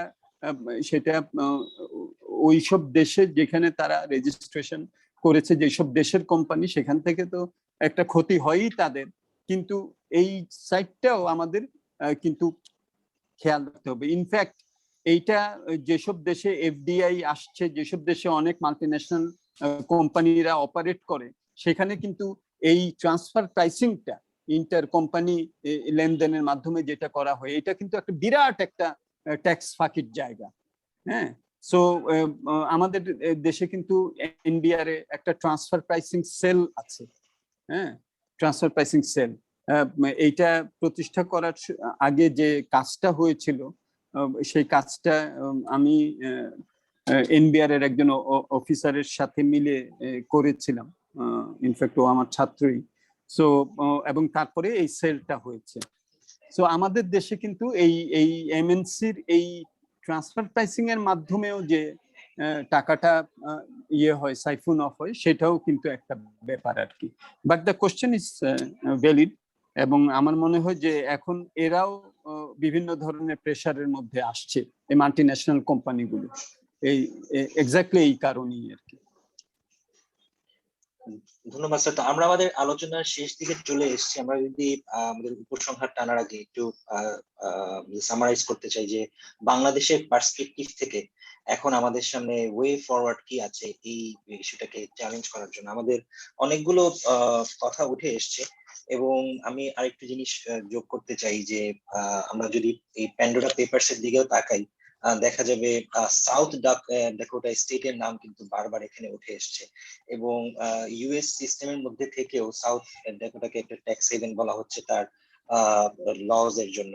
এবং একই সাথে সেখানেও অন্যান্য গুড গভর্নেন্সও আছে, কিন্তু এক্সিস্টিং সিস্টেমের মধ্যে থেকেও কিন্তু অনেক ফাঁক ফোকর বের করে কাজ করা যায়, এবং সেটার একটা এক্সাম্পল হিসেবে সাউথ ডাকোটাকেও আমরা দেখতে পারি। বাংলাদেশের কথায় যদি আমরা ফিরে আসি, আমাদের আলোচনাতে আজকে বেশ কিছু কথা উঠে এসেছে, এবং তার মধ্যে যদি আমরা এই চ্যালেঞ্জ গুলোকে অ্যাড্রেস করার কথা বলি, আমরা দেখতে পাচ্ছি যে রিসেন্ট টাইমসে বেশ কিছু পজিটিভ ডেভেলপমেন্টস হয়েছে এগুলোকে অ্যাড্রেস করার জন্য পলিসি মেকিং লেভেল থেকেও। এবং সবচেয়ে বেশি এবং একই সাথে আমরা যখন এই ইস্যুটাকে অ্যাড্রেস করতে চাই, ইনক্লুসিভ গভর্নেন্স এর কথা এসছে, আমাদের পলিটিক্যাল উইল অনেক জরুরি এই প্রবলেমটাকে অ্যাড্রেস করার জন্য, এবং একই সাথে ইনস্টিটিউশনাল ক্যাপাসিটি বিল্ডিং, ট্রান্সপারেন্সি এবং অ্যাকাউন্টেবিলিটি, এই ইস্যুগুলোকে আমাদের জোর দিতে হবে। এবং গ্লোবালি এটাকে এনফোর্স করার জন্য গ্লোবাল কম্প্যাক্ট তৈরি করার কথা, যেটা আমাদের মুস্তাফিজ স্যার মেনশন করেছেন, এবং সেই গ্লোবাল কম্প্যাক্টেও কিন্তু আমাদের এমন ভাবে সেখানে আমাদের পলিসি অ্যাডভোকেসি লাইন থেকে দেখতে হবে যেন অন্যান্য কান্ট্রিজ গুলো কোনো জন এখান থেকে লেফট আউট না থেকে যায়। তাহলে সেক্ষেত্রে দেখা যাবে যে অন্য সেই সুযোগ নিয়ে হয়তো বা আরো অন্য কোনো দেশে সেটা ট্রান্সফার হয়ে যাচ্ছে। এবং এখানে শুধু লিগ্যাল ফ্রেমওয়ার্ক আমাদের থাকলেই হবে না, এখানে এনফোর্সমেন্টটাও সবচেয়ে বেশি জরুরি। এবং এই এনফোর্সমেন্টের দিক থেকে যে বিভিন্ন বডিজ যেগুলো আছে গভর্নমেন্টের, এখন আমাদের এনবিআর এর ট্রান্সফার প্রাইসিং সেল হয়েছে, বাংলাদেশ ব্যাংকের ফিনান্সিয়াল ইন্টেলিজেন্স ইউনিট আছে, এবং আরো অন্যান্য বডিজ যারা একসাথে কাজ করতে পারেন, এই কোঅর্ডিনেশন মেকানিজম রাখাটা জরুরি। এবং একই সাথে এই প্রবলেমস গুলো অ্যাড্রেস করতে গিয়ে যে বিভিন্ন পলিটিক্যাল ইকোনমি ফ্যাক্টরস অ্যারাইজ করে অনেক সময়, সেগুলোকে কনসিডারেশনে নেওয়া জরুরি। এবং সর্বোপরি এই ইস্যুস গুলো অ্যাড্রেস করতে গেলে আমাদের দরকার হবে ডেটা, রিলায়েবল এবং ক্রেডিবল ডেটা দরকার হবে, যে ডেটা গুলোকে আমরা নিয়ে সামনে থেকে কাজ করতে পারবো। এবং অবভিয়াসলি সেখানে বিবিএস আছে, এনবিআর আছে, এবং সেগুলোর ক্যাপাসিটি স্ট্রেংথেনিং থেকে শুরু করে ক্রেডিবল ডেটা জেনারেট করার একটি বিষয় আমাদের সামনে আছে। এই বিষয়ে আমাদের প্যানেলিস্ট আজকে কথা বলেছেন। আমি সর্বশেষ জানতে চাইবো, যদি কোনো কনক্লুডিং রিমার্কস থেকে থাকে আমাদের আসিফ ইকবাল ভাই আপনার কাছ থেকে শুনতে চাইবো, তারপরে মুস্তাফিজ স্যারের কাছ থেকে। Thank you very much. It has been nice attending this fabulous session. আমাদের একদম কনক্লুশনে যদি বলি, আমাদের যে স্যার যেটা বলেছেন, আমাদের যে গ্রোথটা আমরা এক্সপিরিয়েন্স করেছি, ইকোনমিক গ্রোথটা এক্সপিরিয়েন্স করার পরে আসলে যে চ্যালেঞ্জটা থাকে এটা ধরে রাখতে হয়। এবং ইকোনমিক গ্রোথ স্টেজে যেটা যে কয়েকটা জিনিস ঘটে, একটা হচ্ছে মার্জিনালাইজেশন ঘটে ডেমোগ্রাফির মধ্যে, সেক্টরের মধ্যে মার্জিনালাইজেশন ঘটে, সেটা হয়তো আমরা এক্সপিরিয়েন্স করেছি।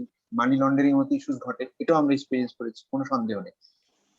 এখন আমাদের আসলে নেক্সট লেভেলে যাওয়ার জন্য আমাদের যে পাবলিক ইনস্টিটিউশন গুলো আছে এগুলাকে সময়ের সাথে পাল্লা দেওয়ার জন্য কেপাবল করা, স্ট্রং করা, ডাইনামিক ভাবে অ্যাকাউন্টেবল করার কোনো বিকল্প নেই। আমি জাস্ট এই একটা কথা।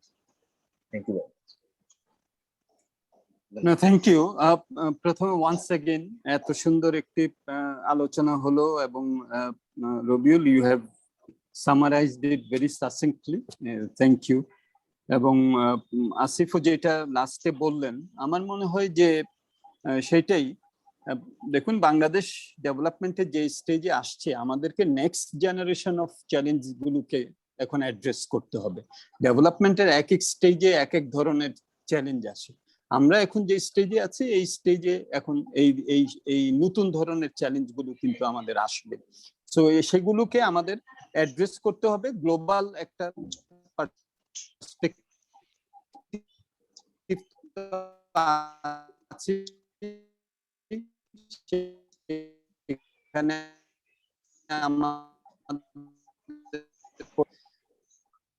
আমাদের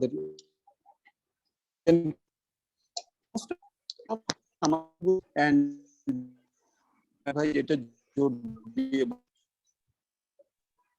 cannot overemphasize will only to formulate and force strengthen ahead